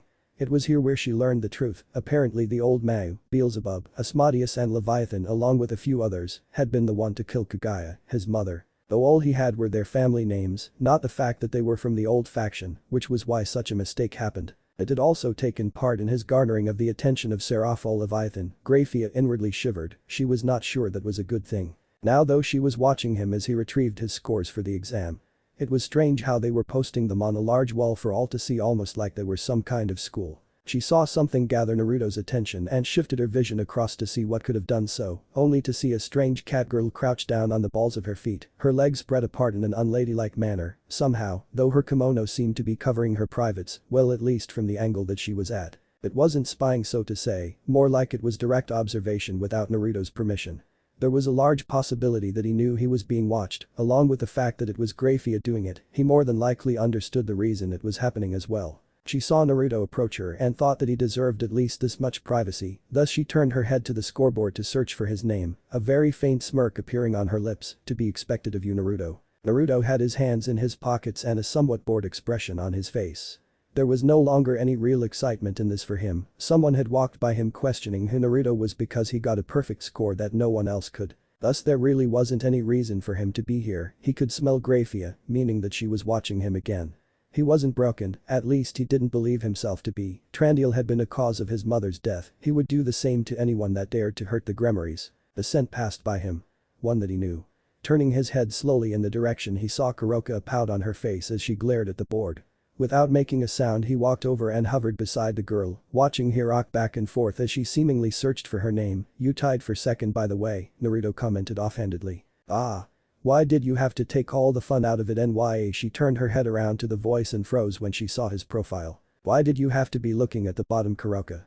Do you doubt yourself that much? She inwardly flinched at his words, looking down at the ground in front of her for a few moments. I don't think that I am as good as you believe me to be. The grass next to her crunched lightly as Naruto took a step to move in front of her, crouching down and looking her in the eyes. So you know what I am thinking, do you? Ah well no, I didn't mean it like that. She tried to cast her head downwards, only to feel his nail poke in under her chin, forcing her to look into his eyes, those blue eyes that seemed to cast away all negative thoughts. Your heart is racing.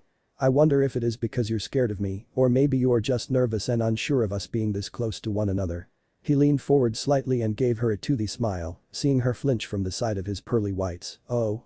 Do you want me to bite you again? I. A light chuckle left the lips of Naruto. You are so easy to tease, Koka, though in all seriousness, you are the first person I have drunk from directly. You should feel quite honored by that. But, why? The blonde tilted his head to the side as if he were thinking on how to answer properly. You're interesting. But not entirely interesting. He gave a light chuckle. It seemed like she had paid quite a bit of attention to his words last time. You're different from others, not just because you are a part of the Nekomata race either. There is something about you that I find myself drawn to. If I understood better, I may be able to give you a better answer, though for now all I can say is that I find you interesting, someone I want to watch and see what becomes of them. Much like my king. Koka swallowed the lump in her throat. The scent of the man in front of her was intoxicating. She felt like she needed to be closer to him. I believe that Dracula is still alive. Sorry? She questioned, blinking rapidly. Where the hell had that come from? Dracula, I do not believe that he was killed, just drained of his power so that he wasn't a threat anymore. He gave her a wide smile. He is an ancestor of sorts, so I think it is best to believe that he is still alive. And again, can someone like him truly die? After all, his legend still lives on, people still talk about him in hushed whispers, almost like he is still alive without anyone confirming it. I guess what I am trying to say is, when does someone die, Koka? That was a question, one she didn't have the answer for. His finger slowly left her chin, allowing her to look down slightly in thought. Her supple little lips formed into a pout. She watched as Naruto slowly stood back up, tilting his head to the side lightly as he gave her a cheeky smile. What score did you get? He turned on his feet and gave a small shrug of his shoulders. You'll be able to find it pretty easily. As those words left his mouth, he broke apart into bats and flew off, causing quite a stir among the students, thinking they were under attack by a vampire. Koka turned her head to the board. If she came in second, okay, apparently she tied with someone called Yubaluna. What kind of name was that? Shaking that thought aside, she narrowed her eyes on the name at the top of the board. That had to be him. First Naruto, vassal of Gremory. Score. 100%. A smile worked its way over her face. He truly was something else. He beat her by 15%, then again he can't score any higher than full marks. It seems she still had ways to go before she could be at his level. She would have to increase her training. Rias was pouting. That act in itself was common, so common that Naruto had called her the pouting princess more than a handful of times. This had led to him receiving a tantrum from time to time. There were just times that Rias brought it upon herself though. This time she was pouting for another silly reason, as Akeno was a newly reincarnated devil she had to undergo training. This meant that Naruto was now the one training her, or as Rias saw it, Akeno was taking up her Naruto time. It was a special time that she had named, it was the point in time where both she and Naruto were finished with their lessons for the day. Though this time was becoming less and less of late, this was due to Naruto's new promotion. Her brother, the Mao Lucifer, could now issue missions as such to the blonde vampire. Naruto of course did them without any care, saying it was simply a good way to test his abilities, along with helping out the Gremory house at the same time. It had though, lead to a large reduce in the so-named Naruto time, but Rias was now in one of the better positions, as her peerage already had a high completion of requests for her age, even some that were incredibly dangerous for a young devil to undertake. Normally his tutoring of Akeno was acceptable, though that was due to the fact that Akeno was fine with her giving small pointers here and there, as Rias was currently more advanced than her. Today was different, very, very different. Sairaorg Leviathan. The name that when spoken about causes grown men to change into a new pair of pants. That lustful, bubbly, cute young-looking devil was instructing Akeno along with Naruto. Though Rias was not sure how much she was actually contributing, mostly because she would find it incredibly difficult to teach someone while you were receiving a piggyback. But when this point was brought up, it was quickly dismissed. Apparently the Mao Leviathan could not think properly if she was standing, a lame excuse, and one that had many, many flaws, but apparently it was what she was staying with. Naruto had, in a sense, completely forgotten about the Mao riding on his shoulders. He had no idea why she even came in the first place, but then again he had never tried to understand the bubbly Mao. Akeno had her hand stretched out in the position instructed and was nervously looking at Naruto, who was circling the young girl like a piece of meat, though in this sense, seeing as she was a devil, he should technically be able to drink from her, meaning that to him, she was a source of nutrition, but that was getting technical. He didn't think like that most of the time anyway. What? A vampire needs to eat as well, you know. Naruto stepped forward, and Akeno found it difficult to hold her arm in the position with him so close, yet she pushed through, feeling his hands lightly skim just above the surface of her skin, trailing out from her heart to the tips of her fingers. Magic comes from the heart. The magic you will be learning flows out through your fingers, whereas mine goes down through my legs and into the ground below me, my fingers merely a command signal. From my heart. She questioned lightly, looking down at the mentioned object only for Naruto to poke it lightly. For him anyway, to her it was enough to make her wince, and not just because she was starting to develop in that area. It is the purest and most unchanging expression of what we are. Naruto gave his fingers a light click, and giant branches came up and pulled Sairaorg from his shoulders. Okay, maybe he hadn't quite forgotten about her. The small Mao pouted cutely, though she was thankful that there weren't any thorns. At the place where Naruto's feet touched the ground, black roses started to form and slowly spread out, littering the ground. Creatures that contract vampirism become undead. Vampirism can be injected via a highborn vampire. It is in the most basic of senses a disease. It kills the body and pushes dark magic into the blood to keep it moving. The difference between a turned vampire and a zombie is very slim. For what we call highborn vampires, or that is to say vampires born from a set of vampire parents, spend a large amount of time in the womb before we are born. Our mothers have to consume a large amount of blood to keep both us and themselves alive. He paused, making sure she was still following. After all, while it seemed somewhat out of place right now, he did have a reason for bringing this up. When Akeno nodded, as if to say she was ready for him to continue, he did just that. For the period we are in the womb, we learn through the senses of our mother. We feel what they do, we taste what they do, we see as they see and hear what they hear. We become one. The female vampire is the most important part of vampire culture because of this. It is also from them that we receive our magic and abilities. In the end, all the male contributes to is leaving his seed. Most tend to just leave after that anyway. Though that is a conversation that we don't need to go into now. We both have father issues, Akeno. I am not going to sugarcoat that, but unlike me, a large majority of your strength comes from yours. You have a very strong affinity for lightning-based magic. With your nature you could add light to that and become a force to be feared. The raven-haired young girl glared at Naruto, her teeth gritting inside of her mouth, as lightning started to spark around her hand. Just before she could shoot it off, Naruto wrapped his hands over her outstretched arm, taking the large voltage into his own body. There we go, he breathed out, his hair now standing out on its ends, more than usual anyway. In fact, he could hear electricity coursing between his hair even now, not to mention the tips seemed to be seared by the heat. The fastest way to draw out someone's magic is to put them into an emotional state. I am, in a way, sorry for what I said, but the best way to use your magic is to feel it first. He stepped back and gave a wide smile, Akeno slowly connecting the dots. Why, you learned your magic while you were still in the womb? She questioned hesitantly. She felt a small tap on her nose. Bingo, we feel everything our mothers do, we learn everything they do in our period together, because when we come out of the womb, we are incredibly weak, we need every advantage that we can get. He waved his hand lightly and clicked his fingers telling the branches to bring Sairaorg back to the ground. Akeno looked at him in shock, that was a very interesting way to increase survival odds for children, and it made her realize something. She had at least had her father around when she was younger, she may not be able to forgive him for what he did, her mother was dead because of that man, yet Naruto all he had was his mother, and she was gone. From what she knew now, the bond between a female vampire and her child was greater than most regular maternal bonds. She met his gaze, only now seeing how fake his smile was, it was so clear that she can't believe she had missed it before. Without pause she ran forward and wrapped her arms around his waist, his shoulders were still a little too high for her to reach well right now, she didn't say anything, just leaned into him and held him tightly, blinking away the emotions that tried to spill from her eyes. One of his arms wrapped over her shoulders while the other lightly rested on her head. Geez, are you coming on to me, Akeno? No offense, but you are a little young for me right now, maybe in a phase. Aka, she whispered out, a smile threatening to split her face. How did he do that? Just ease away her worries with a handful of words.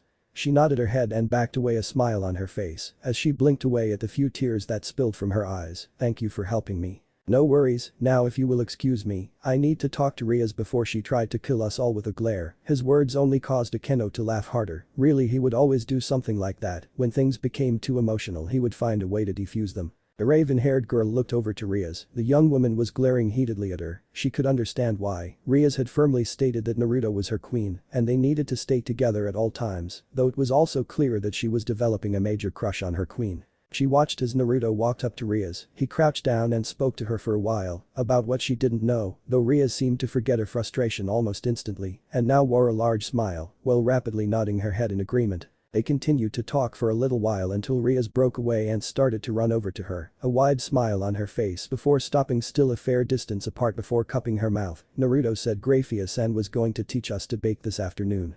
Do you want to join in, Akeno? There was a flash of silver next to Naruto as the woman in question appeared. The blonde gave a small smirk as she stepped forward to scold him. Sairaorg seems to have something to say to me, with a Mao around you shouldn't need to worry about spying on me, should you? Naruto-san, she quickly corrected herself at seeing his eyes twitch in irritation. Please do understand that we are doing such for your health. Then Alana wants to make sure I am not dangerous. He placed a hand on his hip, the other going into his pant pocket as he slouched slightly. If I think that I am becoming a danger to the Gremory family, I will let you know, Grafia, then you can solve the problem permanently. Her stoic gaze widened in shock.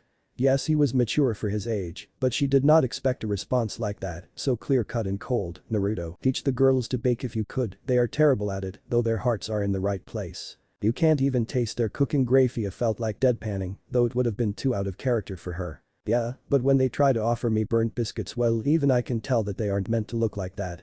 I mean, I still eat it out of kindness I guess, but they are really, really dry and hard. He lightly rubbed at the back of his head, putting on a smile. Grafia nodded her head lightly and walked away to where the girls were. As she did, Sairaorg appeared beside him, her eyes big and sparkling. So, how did you know that I wanted to talk to you? She questioned, nearly forcibly cute. Their expression changed, ever so slightly, when I told you I would need to be teaching Akeno to unlock her magic. If it wasn't important you wouldn't have hung around, Naruto reasoned, giving a small shrug of his shoulders. In all honesty, he respected Sairaorg when she was actually being mature. When she was being a magical girl. Not a chance in hell was that happening. You shouldn't watch me so intently, Rias Tan will get JALOUS. Naruto took a moment of his time, not that he was really doing anything at the current second anyway, to ponder something. It had been plaguing him since he first met Sairaorg, and now he would ask the question, internally of course, the simple question of, were the stars that floated around her when she spoke, and the love heart outlines she made with her fingers, that kinda looked like a beam, were they just a product of his imagination, or was she actually using her magic to produce those things on the regular as they were needed? If so, he had to give her credit where it was due, though slightly disturbing that a devil 200 plus years old was doing it, it was still impressive if she was doing it on purpose constantly. In the end he decided to call it the Sairaorg effect, the purpose of making something difficult when it had no reason to be. Because he wouldn't dare ask Amayu if she was actually childish enough to blow love hearts and wink stars. No, he wouldn't reduce himself to that, no matter how curious he became. Now his hand had a slight twitch inside of his pocket, he really wanted to know. What did you want to talk about, Sairaorg? You call me Saira-chan or Levi-tan. Naruto gave her a single blink at that request. Would you prefer I call you Leviathan-sama? He watched a girl wince, like she had been struck over the head by the paper fan of death. He understood the feeling well and could relate to her. She then turned back to him, her bottom lip quivering lightly as she pulled her puppy dog's eyes. Sadly, it was a technique that had little effect on him apart from Rias. It was really hard to say no to her for some reason, maybe it was because she was just too adorable in her young age. Can we go back to Sairaorg? But we have reached an understanding. Now I believe you had a question. Her previous mood was gone now, and she took on a somewhat serious disposition. Children have started going missing from the following countries: Hungary, Ukraine, Moldova, Serbia, Slovakia and Bulgaria. I was wondering if vampires were involved. Naruto mused, judging by the small frown on her face he was right. How many have gone missing so far? Nearly 100. Normally this wouldn't even come as a problem to us, but it seems to be getting worse and worse. A few of the families that were affected had contracts with high-ranking devils. In other words, the ones giving the devils their power were now being targeted, or maybe it was by accident. Either way, it seemed to be something worthy of their attention. Naruto pursed his lips slightly. What is the period of time since the first abduction? January this year. That gave him the information he needed to start. I can safely say that it isn't vampires, at best only a handful, maybe 3 or 5 at the most go missing to vampires in Europe. Those that are often taken become friends or vassals to high-class vampire children. In short, other than using them as temporary friends, vampires have no need for children. Their small bodies cannot sate our thirst on a safe level. We would kill too many children if we took them for feeding. That would mean that we have to fake their deaths. As opposed to taking an adult hostage where we can drain their blood every month or so at a safe level to keep a vampire healthy, or as close to healthy as possible. Though it is normally 2 humans for each vampire. I see. Well, it is good that it isn't the work of vampires. That would make relationships strained. Sairaorg spoke with a cheery smile. Naruto though gave a small nod and stretched his back out a little. That is a fight that would only serve to push devils closer to extinction. You don't think that we would win? The young-looking Mayu questioned with no small amount of confusion. Aren't they fighting against each other already? She was in a sense correct. Yes, the Teeps and Carmilla faction are fighting, though it is a fight between the Teeps and Carmilla faction. If anyone tries to get involved, all fangs will be bared at the intruder, not to mention it will draw out the military forces that are laying back and training while this civil war is happening. The vampires have a military group. Naruto craned his neck in slight confusion. I guess it would make sense that you didn't know, seeing as they haven't made mention of themselves for over 200 years, but there are 2, the Dead Guard. They take care of vampire royalty and directly serve them. As there is no true ruler for vampires at the current time, they have no one to follow, so they are bolstering their numbers and improving their training. The second group is the People's Army, though they act mostly as a buffer between the 2 factions at the moment, stopping a full-blown war from breaking out. This is called Rose Guard. When I was growing up with mother, there was whispers of a group, though I don't know if they exist or not.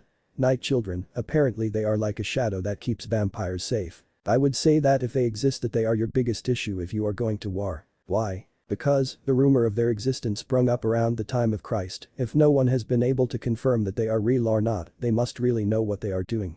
I mean, sure, humans don't know about us, well, not fully, but for even vampires to not know about a vampire group.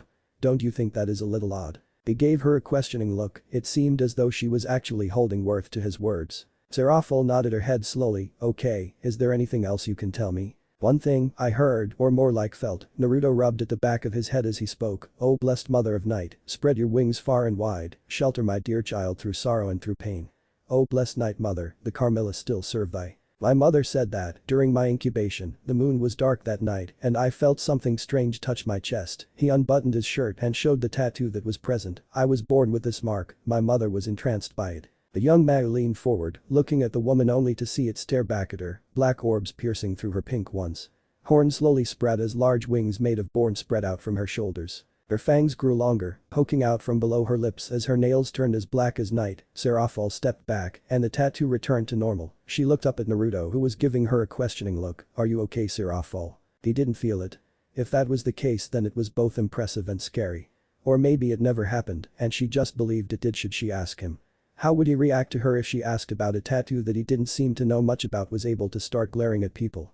No, that would make her seem crazy, right? Sairaorg. The bubbly Mayu shook her head lightly to get the thoughts away. Naruto was buttoning up his top and didn't seem to understand what had happened. Well. I am going to look into this matter and see if I can find anything. If it isn't confidential, could you let me know? It seems somewhat interesting. But not entirely. RIGHT, she teased a little, watching his upper lip twitch ever so slightly with her words. Indeed, a small sigh left his lips as he looked towards the castle. I should be going. If those two have decided to gang up on Grafia, I doubt the poor woman would last long. With that, he lifted his hand lightly and stated to vanish in fog. Sairaorg didn't bother calling him, already know that what she was seeing was basically an after image shown via the water molecules in the fog. Though Naruto had given her quite a bit to think about with his words. It would seem that the vampires weren't as dead as she had thought them to be. That was good, very good. The vampires could be a powerful ally to the devils if they could bring up something to the table to talk about. Their mind drifted to Naruto for a moment. It was possible that he could be used to bring the Carmilla faction to the table. Of course she knew about his mother. That was a subject that caused a large amount of trouble when he was first brought to the underworld by Venelana.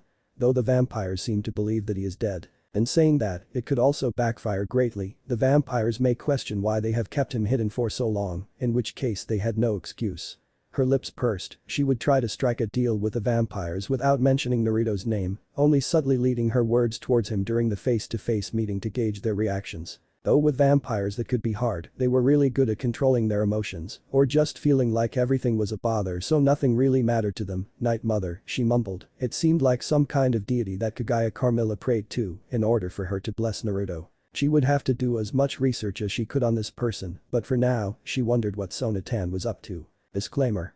I don't own this. Akeno had realized something since Naruto had made it his job to train her. She didn't like him all that much. No, that was wrong, she wasn't his biggest fan. Well, that was impossible, she wasn't Rias after all. No, his training was inhumane. Then again, she was now pretty far from being a human, in a sense at least. She was part devil and part fallen angel now. Though she had come to notice that they were never alone, one of Lucifer's Sama's peerage was always watching them. She had of course at first thought it was because of her dirty blood, though she noticed that it wasn't her they were watching. Eyes were constantly on Naruto, they were weary of the blonde vampire. Akeno was not daft, she could at least understand that Naruto was different. Apparently he scored much higher than most in the class progression exam. She had seen what he did to the fallen angel that had attacked them in the human world. His body have arrived a few weeks ago. She struggled to hold her breakfast that morning, yet Naruto did not seem bothered at all. Like it was just a speck of dirt that had landed on his shoe. Sadly, she hadn't even been able to do that during their training. Naruto stood across from her, not even the dust in the air threatening to go near him. She looked to her side, her partner in so-called crime, Rias Gremory stood there, dirt and grime covering her, along with a thick layer of sweat as she continued to pant, somewhat like an animal. Akeno herself was not in a better shape, she blew at a few strands of hair that were on her face, only for them to fall back down and stick to her sweaty cheek. Her eyes narrowed and she glared at Naruto. He looked like he had just come out of a shower. He slowly rose a hand and combed it through his golden locks. Ignoring the looks he was receiving with what seemed to be a trained grace. Not bad, your timing is off, though. He was cut off as he dodged a bolt of lightning that split the ground at his feet. His blue orbs meeting the pink ones of Akeno as his face slowly stretched into a grin. Against a stronger opponent, you should not try to hit them with the first strike. He dipped his head down and shot his hand up, grabbing the wrist of Rias, who had moved around behind him, and pulled her over him, using her already forward momentum to reduce the energy it took. Rias crashed into the ground, her fist which was lightly covered in her power of destruction, doing as its name entrails to the ground, leaving a nice fist-sized hole that was perfectly cut out of the hard ground. Her power faded and she found her fist stuck in the ground, no matter how hard she pulled it wouldn't budge. Akeno would be better suited for the sneak attack, she is faster and more agile. Rias, you make too much noise as you move. He twitched his head to the side and dodged another bolt of lightning before turning into a swarm of bats and flying forward, shocking Akeno, only for her to freeze as a nail-like claw was placed against her throat. Dead, he whispered next to her ear. Don't let your body tense up, keep an open mind and never use up all of your energy, otherwise you end up like Rias. Akeno looked to Rias. The young Redeed was barely able to keep her eyes open as she continued to try to pull herself free. A small smirk crossed Naruto's lips as he clicked with his free hand. Rias found herself pushed out of the ground and landed on her behind in a rather unladylike position. The hole she had been stuck in now had branches sticking out of it. She figured they must have pushed her out. Her eyes snapped up to where a statue like Akeno stood. She didn't dare to move with a knife-like claw against her throat. It slowly pulled away, only to be replaced by a hand ruffling her hair. You are both improving greatly, but you are both struggling to stand. If we push any further forward, you will end up damaging your bodies. We should call it a day, no? Akeno nodded into his hand before stepping away, showing she was okay. After all, she was a rook, she could take a lot more damage than any other piece, not to mention she had a higher constitution, and she could last for a lot longer than Rias could, at least at the moment. Though Naruto was right, even she was on her last legs. He moved over to his king, extending a hand down to her which she took, allowing herself to be pulled up before falling into his chest, her eyes closed shut and her breathing quite shallow. Did I do good? Her voice was so soft and meek, in this state she couldn't fight off a piece of paper. You did, he rubbed her back gently before picking her up in his arms in the standard princess carry. Now let me take care of the rest, Rias. Okay Naruto, can we watch an anime again tonight? She asked this question so often, and Naruto knew he only had one real answer, that is unless he wanted the waterworks to start again, of course. I shall prepare some tea to help heal your body and then fix you both some snacks for tonight. Rias nodded and snuggled in closer, grabbing onto the loose shirt that he wore. Akeno gave a small giggle at the scene, her king only ever acted like this around her queen. Around him she was reduced to a girl, no longer the heiress of Gremory, no she was just Rias. Something else though caught her attention. In the end, it seemed that they were able to get him dirty, if only a little. The dirt and dust from Rias had wiped against his clothing, creating a nice smear, possibly even staining it. Sometimes, Akeno felt out of place, mostly in moments like these, the two of them were so close, like siblings only they never fought. She stiffened slightly as she heard the almost ghost-like steps of Naruto pause. Akeno, we should get you cleaned up for tonight, unless you like being all sweaty that is. I suppose I should, would you be bathing Rias, or shall I? She smirked slightly at her words, maybe she would be able to get a reaction out of him. I believe Grafia will, Naruto was not going to rise to her bait, I will be washing myself. But you didn't even break a sweat fighting us. Akeno voiced her confusion. Though her response, at least initially, was a shrug of the blonde shoulders, I like to think when I am bathing. Now, are you able to walk on your own, or should I call upon my plants to carry you? I'm fine, just be careful with Rias, she looks so cute when she is all tired out. Indeed. The fog crept in, yet Akeno stood there blinking in shock. Naruto had just said that Rias looked cute, openly. Well, he has said it before, but still it was strange to hear the normally calm and collected Naruto expression direct emotion toward someone. His bath had been promptly cancelled. Apparently all mid-class devils and above were being ordered to hunt down a stray devil in the city of Lilith. He was clad in his the uniform he wore when he battled against Sairaorg. The same devil mentioned stood beside him, tilting his head to the side as their target was described to them. An Ekishu, long black hair, no older than 14. Her name was Koka, and she was wanted for the murder of her king and heir of the Ami Pillar. They had to be weary, she had fallen to the temptations of Senjutsu and lost her mind, now she was little more than a savage beast that needed to be put down. If you come across Koka, shoot a flare into the air and try to stall her until help can arrive, the devil leading the witch hunt spoke as his final instruction. After all, they already had the areas they were meant to be looking through. Naruto had a very large area of land to cover, though with his ability to control plants and his somewhat telepathy with them, it was easier for him to cover larger areas than others. He turned his head lightly and looked at Sairaorg. Take care of yourself out there, he trailed lightly. Sairaorg seemed to pick up on what Naruto meant to say, yeah, this don't really feel right, but we have to do what we have to do. Also, look after yourself Naruto, though I don't think I need to say that to you. The blonde gave a small smirk as he vanished in a cloud of fog, landing again in his designated position. He placed his hand on the ground, extending his connection to the plants, and simply waited. Someone would come and fetch him once she had been found. His lips pursed into a frown, she never seemed like the type to kill her king. Yes, it was clear that she wasn't happy, but with how hard she was working, there was a strong chance that she could be traded to another peerage. He doubted it was something like that, and she had to have a reason for doing this. He wondered what it was. Half an hour passed and Naruto felt something on the edge of his area, his frown deepened. Whatever it was being very careful, it was on the very edge, so he could tell that something was there, yet at the same time he could not tell what that something was. Then it broke into a light run, slowly becoming clearer and clearer. Naruto let out a sigh, large branches moved and blocked her in, forming a dome over her that was covered in thorns. Damn it, Koka. He left his position on the ground, standing up and hovering over to where he had caught the cat.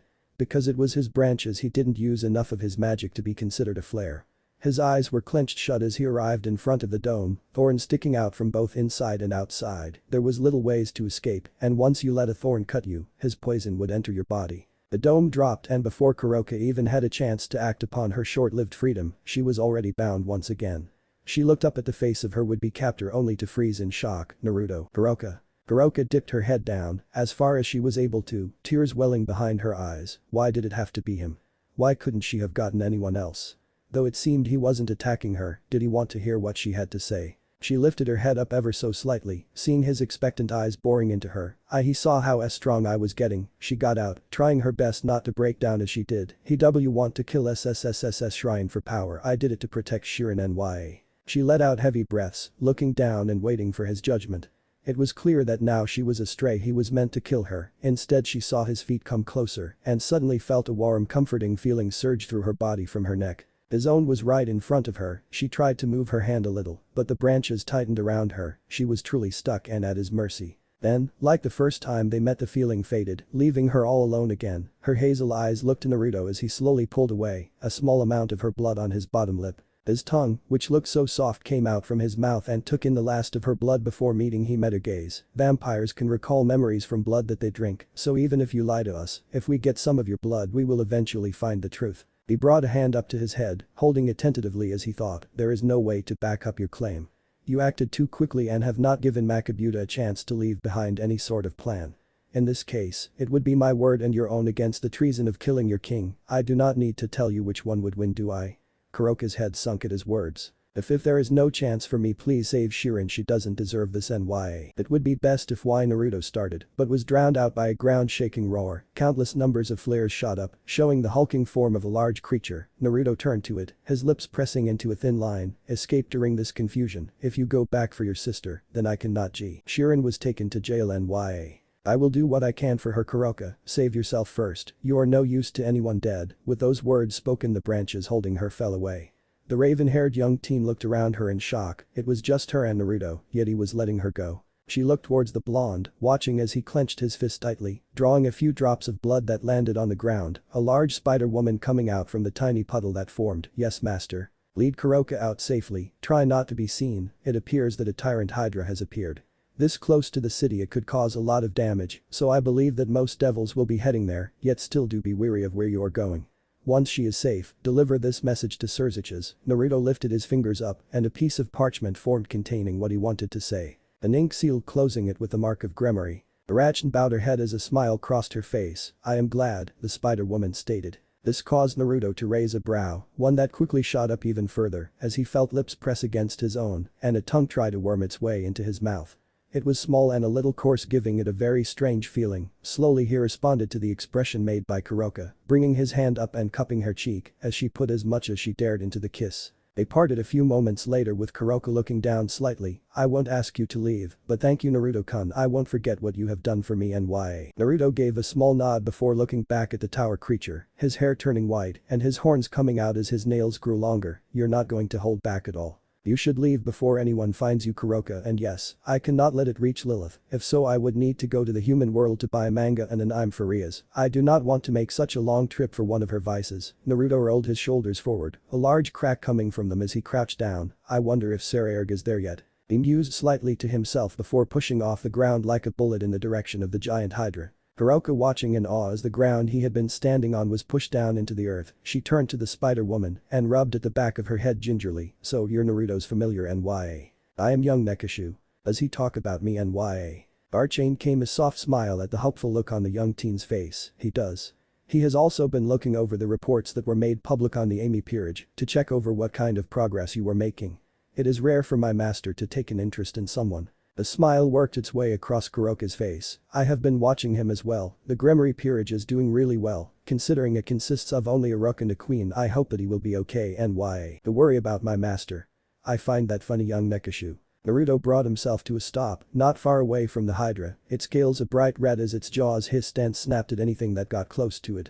It was large, easily the size of a small castle. That was the issue with tyrant Hydras, they were incredibly large. A few devils lay dead at its feet. They had scored relatively well in the exams that had passed recently. By that he meant that they were in the top 20 or so that passed. The wind blew his obi lightly, causing the bell tied to it to ring in the air. That gentle sound drew the large creature's attention towards him. Such an ugly creature you are, Naruto spoke through thin lips, his pale eyes quickly scouting the creature out for any weakness. The standard rule of Hydras was to keep their heads attached, as when they were cut off 2 more sprouted. Though if they were crushed then it would need to expend energy ripping its own head away, but it could still do that, leading for another 2 to sprout. In the end it was best to banish all thoughts of striking the head, to transfer everything you would do to the organs inside of the body. The head shot forward and snapped at Naruto. He sidestepped it with ease. The creature was sluggish compared to the lightning he had been dodging when he spared with Akeno. He saw its feet and a smirk crossed his face. He snapped his fingers. Large bushes covered the feet of the creature, holding it in place somewhat, though it continued to struggle against its bindings, thrashing itself around, though its scales stopped his thorns from injecting their poison. Naruto clicked his tongue in irritation. He hadn't counted on these scales being so thick. He dropped himself closer to the ground, dodging the heads that struck again and again around him each time they came close, yet it was still not enough to strike the elusive vampire. There was a sickening crack behind him. Naruto turned to see Sairaorg standing there, a light aura around his body, as he seemed to strike one of the many heads with the back of his fist, knocking it away. Looks like our hunt has been called off. Apparently Hydras have flooded the underworld. The Mayu are currently fighting against the Naga who seem to be leading the forces. Though I didn't think this was your area. The raven-haired male questioned. Naruto rose a small brow at him before pointing to the ground. It was theirs. I came when I saw their flare go up. I wasn't expecting this. And I wasn't expecting you to have horns like that. I guess this is one of those vampire things, right? Something like that, Naruto responded as a large branch blocked a head that was trying to strike down on the duo, Sairaorg staring at it with wide eyes. So is that, though his attention was brought to the nearby bushes as hundreds of smaller hydras poured out. By the Mayu help us all, Sairaorg mouthed out as a nearly automatic response. In this kind of situation it seemed quite dire. From what they could gather there was no help coming, so they were on their own for the foreseeable future. Naruto pursed his fine lips into a thin line. Sairaorg, if you can keep the bigger one off my back, I should be able to deal with the little ones as they come. Though really, I need a big enough strike to remove his scales. I can poison him then, it will slow down its responses and slowly put it into a death-like state. Sairaorg gave a small grimace. Sounds nasty. It is, Naruto replied as he dropped to the ground, a thick fog forming around him, before the fog started to turn into spears of ice. With a sharp click of his fingers they flew forward, taking down a large amount of Hydra that were running towards them, though it wasn't enough to call the swarm completely. It thinned it, though if one were to look at it now, and not from before they wouldn't even be able to say that. He drew a small amount of blood on his bottom lip. Sairaorg, I cannot move from this spot for a while. My rival should at least be able to protect me while I prepare for this. He didn't wait for a response, already knowing that the son of Baal would do his best now. He sat down, crossing his legs in a meditative position, as heavy thickets started to swarm out from around him. He summoned a few pieces of parchment, along with ink and a brush.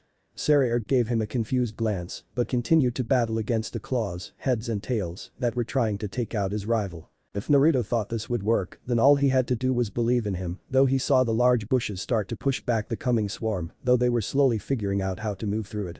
He batted back a claw that came within feet of hitting Naruto, though the vampire didn't stop at all. Though now that he thought about it, his horns seemed to slowly be growing longer. Well, at the least they looked longer than when he had started the fight. He saw that Naruto placed a piece of paper on the branches coming from him, only for it to rapidly shoot out more and more, quickly covering even the already extended branches, before he slowly stood to his feet, a little shaky as he did. Okay, I should not try to make that many explosive tags from a single multiplication seal. The white-haired vampire drew his hand up in front of his face and clicked his fingers. What happened next caught Sairaorg off guard. The ground shook as the night sky quickly lit up in a blaze of orange and yellow, the cries of hydras filling the air. Even from the distance they were standing at, they were nearly buffeted of their feet by the shock wave. It was like someone had dropped a massive bomb on the coming swarm. Wonderland brambles. The shout from Naruto drew Sairaorg's attention back to him, though he couldn't see any change until the ground a fair distance from the explosion fell away, showing large ice-covered thorn branches. Naruto stumbled back lightly to find his proper balance once more, finding his energy seemed to be rapidly filling, which was strange even for him. That should hold them off, a forest fire, and then a pitfall. I can't do much more for a group that big. Boy. Can you still fight, Naruto? The teen in question turned at the sound of his rival's voice. I should be able to know. I am actually feeling a little better than when we started. Okay, great. I need your help with this thing. Turns out it can heal from my strikes before I can fully destroy a scale. Sairaorg dodged another claw before striking it towards the ground and flying down with a sharp elbow. He certainly cracked the scale, but it healed nearly instantly. Think you can do that creepy vampire touch of death thing again? What Sairaorg was referring to was when Naruto gathered a large amount of energy around his claws, apparently the energy that came off of that all but stopped regeneration and blood clotting. Sairaorg had been in hospital for quite a few weeks after their first fight because of that. Naruto gave a small nod, forming a snake's head with his hand as a purple energy started to form on the tips of his claws. Then he felt it, his horns stopped growing, like the reach to wall, though they continued to push against it, trying to force their way through. It was like a dam trying to contain a river that just wanted to flow. The pressure was too much, and Naruto leaned forward, feeling sick from it before it finally broke. From his back, two long blade-like wings made of bone extended and clatter against one another in a sickening manner. He felt great, the best he ever had. He pointed his hand out to try again, only this time the energy shot all the way up to his shoulder in an instant. He didn't pause for long. Crouching down and pushing off the ground with his clawed feet, he tore through the air like a bolt of lightning, before sailing straight through the tyrant Hydra, with his outstretched hand appearing on the other side covered in the creature's innards. Sairaorg snapped his gaze to Naruto for a moment. He had changed that much during a fight. His power seemed to be overflowing now, he was easily ready to his high-class exams, not only that, but he just went into a Hydra and came out the other side in a split second, nothing stopped him at all, not the bones nor the organs that were more than likely in place. He looked back at the Hydra, surely it had to be dead now, though he saw it split straight down the middle and start healing, that's cheating, that has to be cheating. Sairaorg could barely make out the reply of just keep killing it from Naruto over the thunderous cries of the Hydras. They were dying to the fire, the pitfall, and now this tyrant was crying as well. He wouldn't need to clean his ears for months after this, at least that was how it felt, he would still clean them of course, because his mother taught him about proper hygiene. He watched as Naruto's second arm became like his first with the purple energy, flowing past his shoulder and leaving a trail that extended into his pale wings, giving them a light glow from the inside of the bone. Naruto didn't waste a single extra second and started to quickly cut down his Hydra, again and again, no matter how many times it split he cut it. Sairaorg was not so lucky, he didn't have an ability to cut like Naruto did, his was more of a crush, something that he was using to its fullest, though it still seemed to be taking some time to get it as small as Naruto's. He could no longer hear the blonde's words, though when he last did it sounded like he was counting, now it was just screams of more Hydras than he dared to count. It was beyond a joke, they should have head back up by now. But no, there was nothing, he spared a glance around to see if he could see any signs of help arriving, though that turned out to be a mistake. When he turned back, this strange substance was in his face, it was like air, but heavier and of a purple tint. He coughed deeply and his lungs started to burn. Before anything else could happen, he felt a sharp kick in his stomach, knocking him out of the dark cloud. His eyes couldn't focus well, but there was a look of fear on Naruto's face, at least from what he could make out. Sairaorg was wondering if his mind had slowed down, it seemed to take a really long time for him to reach the ground, he still hadn't yet. He turned his head slightly to see a large branch holding him up, another came up to his face. A strange blue liquid seemed to be inside a flower on its end, it entered his mouth despite his weak protest, and let the liquid out. His eyes shot out wide, it was blood. Someone was forcing him to drink blood. The branch retreated and Sairaorg shot upright before rapidly blinking his eyes. He felt fine, he didn't feel like his lungs were on fire, he didn't feel really tired, and everything seemed to be moving at a normal pace. He looked up at Naruto, the same liquid was running down his right leg, he pushed that aside, he could question it later, for now he seemed to be back in the fight. It wasn't really like he could question the teen anyway, he was finding it hard to hear himself think. Naruto spun quickly, his clawed feet tearing through the neck of one of the many Hydras before he shot down the same neck with his claws, splitting it in half and causing it to split into two once again. He grit his teeth, this wasn't getting them anywhere, they were smaller now, but instead of a single tyrant like they had at the start, there was now close to 20. Sairaorg was about to fly into the air, only to see Naruto coming down towards him, Tauki. He shouted out and made a large circle around himself with his hands as a gesture, cover us Tauki. The young Bale blinked in shock before opening his mouth, I'll try. It seemed that Naruto had heard him and nodded, pointing to the ground, the energy around his arms all shot up into his wings as he flew and landed between all the tyrants. Sairaorg moved fast behind him, dodging the strikes and the poison breath, since when the hell did Hydras have poison breath? He could question that later. When he landed next to Naruto, he pushed his Tauki to the max he could, feeling the incredible strain on his body before it burst, forming a very small dome around the two, barely enough to cover the both of them without them being squashed together, though it was tight. The air around them seemed to grow quiet as Naruto stretched his hands out in front of him, crossing them over one another. Hopefully this works, Naruto muttered to himself, hallmark magic. Black Garden. He roared out and stabbed his wings into the ground, his power rose to a terrifying level, and Sairaorg was nearly knocked off his feet. There was such a level difference between the two. He couldn't question any further as it fell deadly silent around them. A few black roses sprouted outside of the Tauki barrier, then more and more. They continued to multiply and spread out, climbing over everything and anything that got in their path, even going as far as to cover the pitfall, extinguish the forest fire and climb over the still moving swarm beyond that, binding and trapping them to the ground. The Tauki barrier dropped and Sairaorg could barely keep himself from dropping to the ground. The cries which could now be heard were becoming soft whimpers before finally dying out altogether. Even in his uneasy state, Sairaorg was able to look on in awe. Naruto was a pillar, an indestructible force of nature much like his namesake, though if you asked him he would say it meant fish cake. To create something like this, how much energy would that take? He looked at Naruto only to see his hair fade back to blonde, his horns file themselves away, and his wings vanish into the air as he fell face forward, only to be caught by Surzich's Lucifer. The young Bale jolted backwards in shock only to trip and feel a comforting pair of arms slowly lower him to the ground. I believe this is the first time I have seen Naruto knock himself out, Grafia, Surzich's mused lightly with a fond smile on his face. Indeed, you can rest now, young Sairaorg. The Nagas have already been dealt with, this was the last and most dense area. Your fight was broadcast to the underworld after that large explosion, Greyfey responded. She was the one whom had lowered Sairaorg to the ground. The search for Koka had been cancelled due to this event. You both performed well beyond your duties here today, and it will not be forgotten. To think though that Naruto would give you his blood. He hasn't done that for anyone else, well at least that I know of. Sairaorg. Surziches was cradling Naruto against his chest, smiling fondly at the two boys. I will see to it that you are both rewarded. Grafia, if you could bring young Sairaorg with us, we will have them healed in the Gremory manner. Understood, Lucifer-sama. Hey Lucifer-sama, can I pass out now? Sairaorg questioned, barely able to keep his eyes open. Surziches looked at him for a moment in confusion before chuckling. Of course, we will take care of everything from here. Rias found it very hard to be mad at Naruto. He had of course skipped out on their arranged anime night, though she had seen why, everyone had seen why. Sona had come over to ask if he was okay, and she could understand why. The final shot that was aired was her brother appearing and catching Naruto. Many of the pillar families were pushing for him to be promoted to high class from what they sure, the Bay even more so, they didn't want a member of their family to be saved by a mid-class, it was embarrassing. Now though apparently there was a growing fan base for the two of them, that being Sairaorg and Naruto.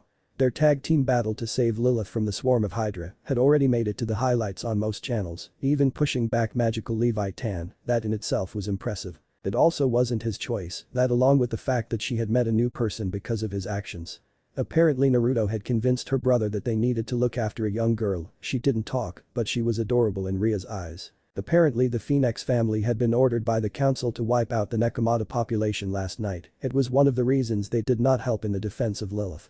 Now Rias sat in Naruto's room. Akeno had gone to gather some tea for them both. Naruto of course had blood ready for him to drink when he woke up. It was stored in a freezer nearby with a microwave ready to heat it to body temperature. It had been a few days since the event. Sairaorg was released 2 ago, and after having a rest day has started training again, claiming that it was pretty embarrassing to be saved by your rival, something he didn't want to feel ever again.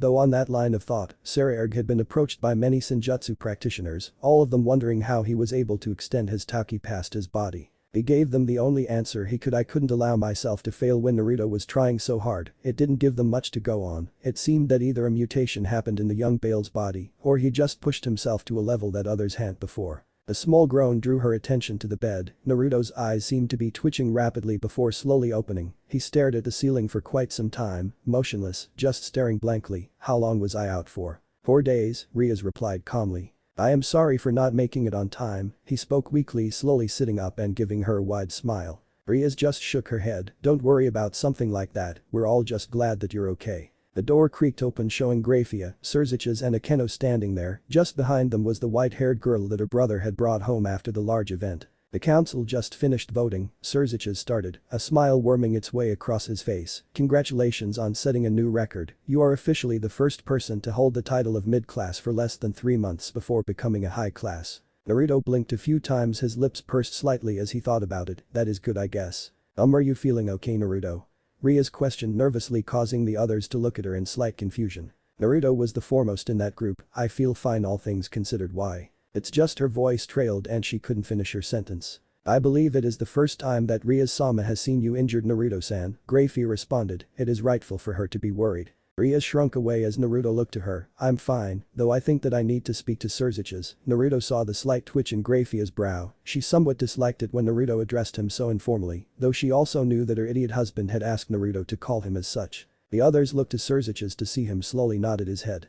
Shirin walked forward, her body swaying lightly as she did, stopping not too far away from Naruto, yet she was not too close either. She bowed her head a little and looked into his eyes. In that moment Naruto could tell she was similar to him. Just how would her story pay out? Thank you, she spoke softly before turning on her feet and leaving the room. Rias and Akeno looked confused. It was the first time they had heard her speak. Yes, she had been around them the past couple of days, but it was either just shakes or nods of the head to communicate. They watched Shirin leave, or as Rias had taken to calling her, Kaneko, because she was cute and looked kinda like a small kitten. They offered small get well soons and seen you shortlist to Naruto before they followed after her, leaving Grafia, Surziches and Naruto alone in the room. In the blink of an eye the door closed and Grafia distorted the dimension around them to keep other from hearing or even seeing inside. I guess I should start from the top, though I already believe that you are both quite aware of the fact that vampires can gain the memories of others via drinking their blood, correct? Naruto questioned, seeing them both nod ever so lightly. Makibuta Amy was planning on forcing Shirin to activate Senjutsu before taking her life in a very old and forbidden ritual that would increase his power to new heights. Koka, Shirin's older sister, attacked with the intention of holding him off long enough for Shirin to get away, though she lost control of her Senjutsu in that moment and accidentally dealt a lethal blow. Naruto sunk back slightly into his bed, letting out a sigh as he looked up at the roof above him. That is troubling, Surziches mused. I would still prefer that the heir of Amy did not die, but even if she has her reasons, Koka is still now a stray devil that will be hunted. I understand, Naruto responded softly. We will be able to protect Shirin, or as she is being called lately, Kaneko for a time. Though if she doesn't become a member of a peerage in the next couple of months, then things will become more difficult, though that may be extended due to the fact that something is still happening in Europe, Surziches continued. Naruto pursed his lips together slightly. Europe, his home was there, or what was once his home. Someone was breaking rules in the countries just outside of Romania, making it look almost like vampires were the cause. I want to look further into that. Though I am sure vampires are not the cause, I may be able to use some of my mother's old contacts to speed along the search for an answer. It will most likely turn into a diplomatic issue soon. Sairaorg is already starting to pull her hair out over it. Now she also has to clean up this mess with the Nagas. Apparently they were a ruse group that the Hindu faction is casting them aside completely. Surziches let out a tired sigh as he rubbed at his forehead. Even still, they were able to get their hands on quite a few Hydras from Greece and somehow bring them all into the underworld. Two separate incidents happening at the same time, Naruto murmured. The Hydras seemed to have no leadership, they were just charging blindly forward.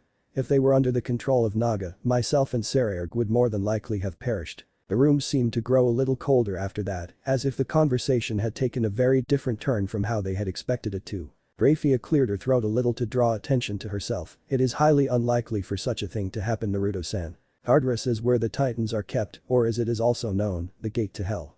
It is possible that a handful of tyrants walked into Tartarus by mistake, drawing other Hydra with them, because as we know, the underworld that we live in and the one from the Greek mythology is connected by little more than a handful of doors. The Naga, should they be Rouge, could have affiliated themselves with Rouge Fallen and used their entrance to the underworld.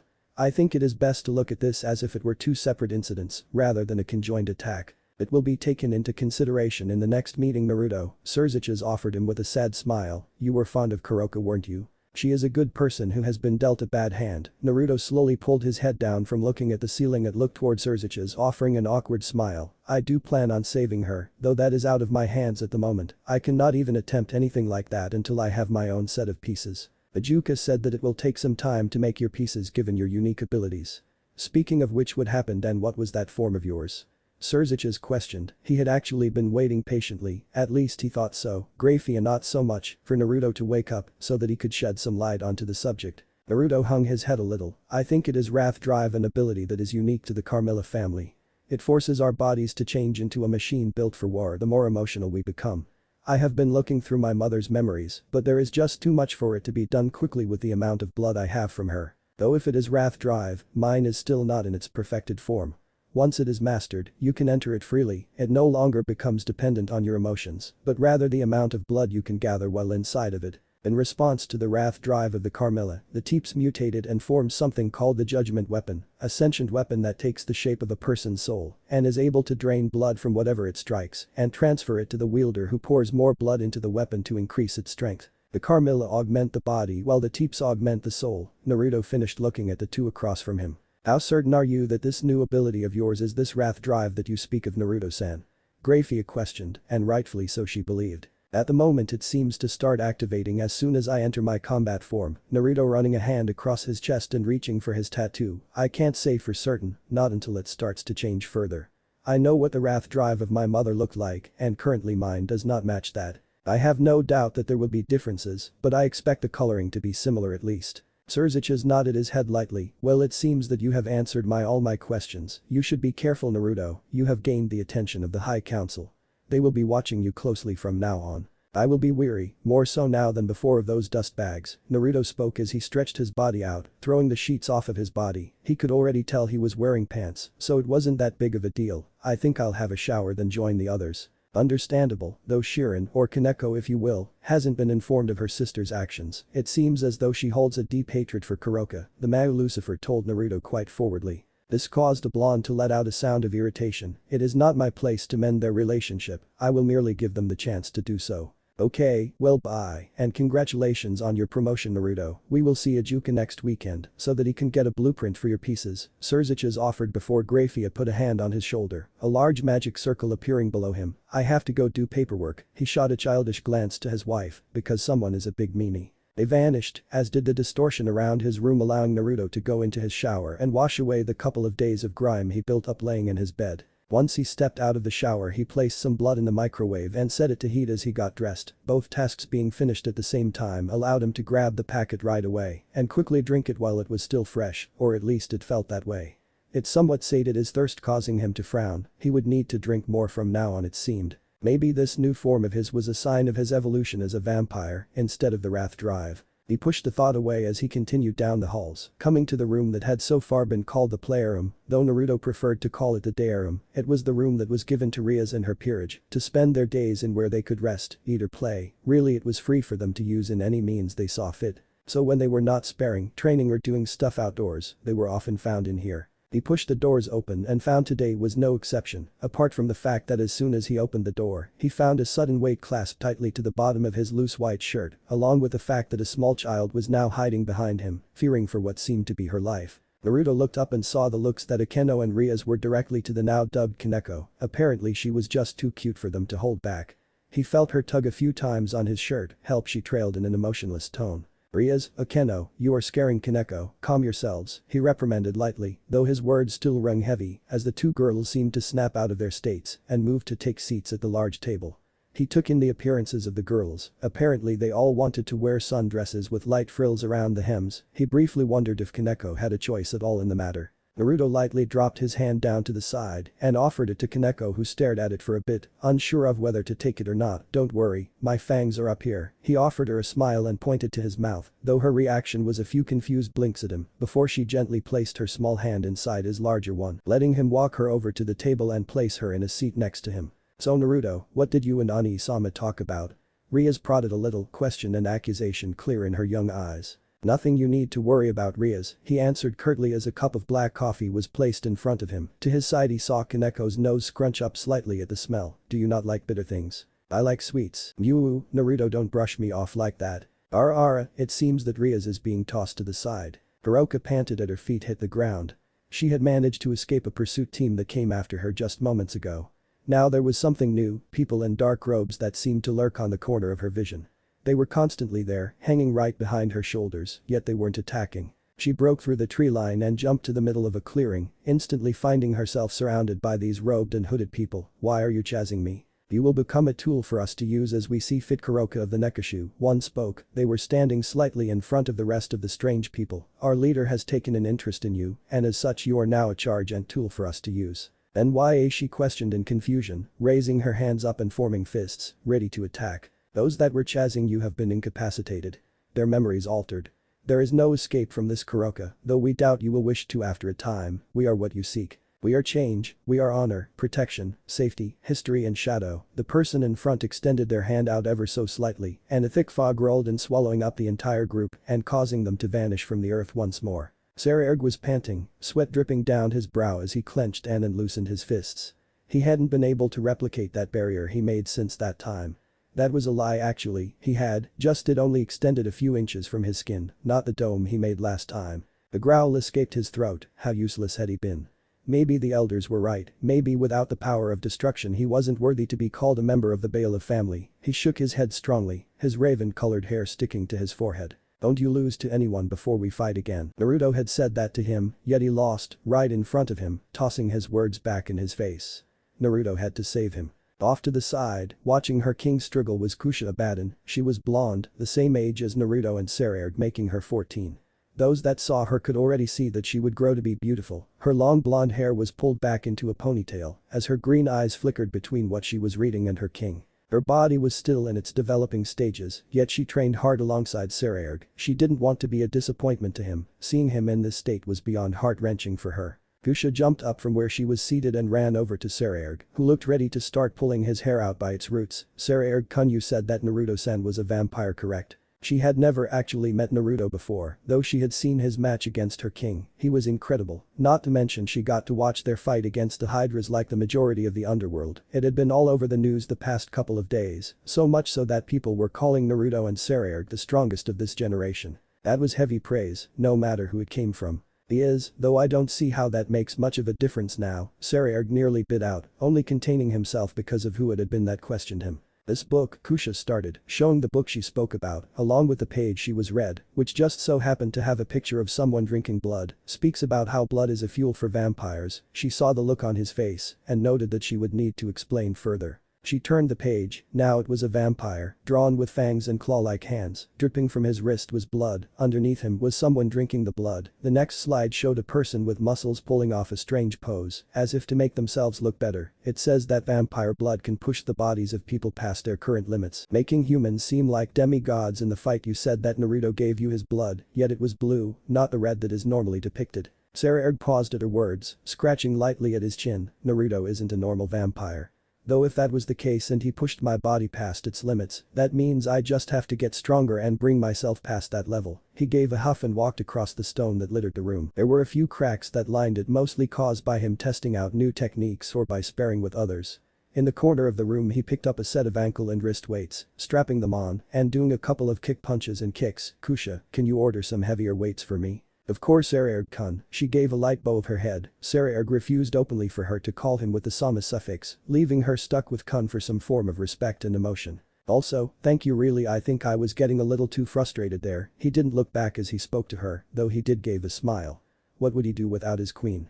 Probably put himself into a very early grave. Kusha had a slight tint of red come into her cheeks. You are no problem Sairaorg-kun, what weight do we need to increase to? Sairaorg continued with the ones on his limbs and pursed his lips slightly. Well, currently it is 100 kilograms each, 220 pounds, 200 kilograms for each one should be the next step. That is quite the jump, are you Sue? I am sure. I don't have the ability to use magic like the rest of you, so all I can do is train my body and my mind to be the strongest fortress possible. If I can't train with at least that much on, my goal will only get further and further away from me. As it is, Naruto is now on a completely different level from when we first fought. I don't have the right to challenge him as I am now. Sairaorg clenched his fist right, but one day, I will be able to stand by his side and gladly let him call me his equal and rival. Kusha nodded and smiled along with Sairaorg, though inwardly she was worried. There would come a day when Sairaorg's peerage would have to fight against Rias. When that day comes she would need to protect her king's peerage. He would become too caught up in his fight with Naruto to do it himself. What if Naruto Shinso Vampire in high school DxD? Thanks for watching my video till the end. If you enjoy this content, then do consider subscribing to my channel and leave a like if you guys need the next part, comment down, and thanks for watching the video and see you guys in the next video.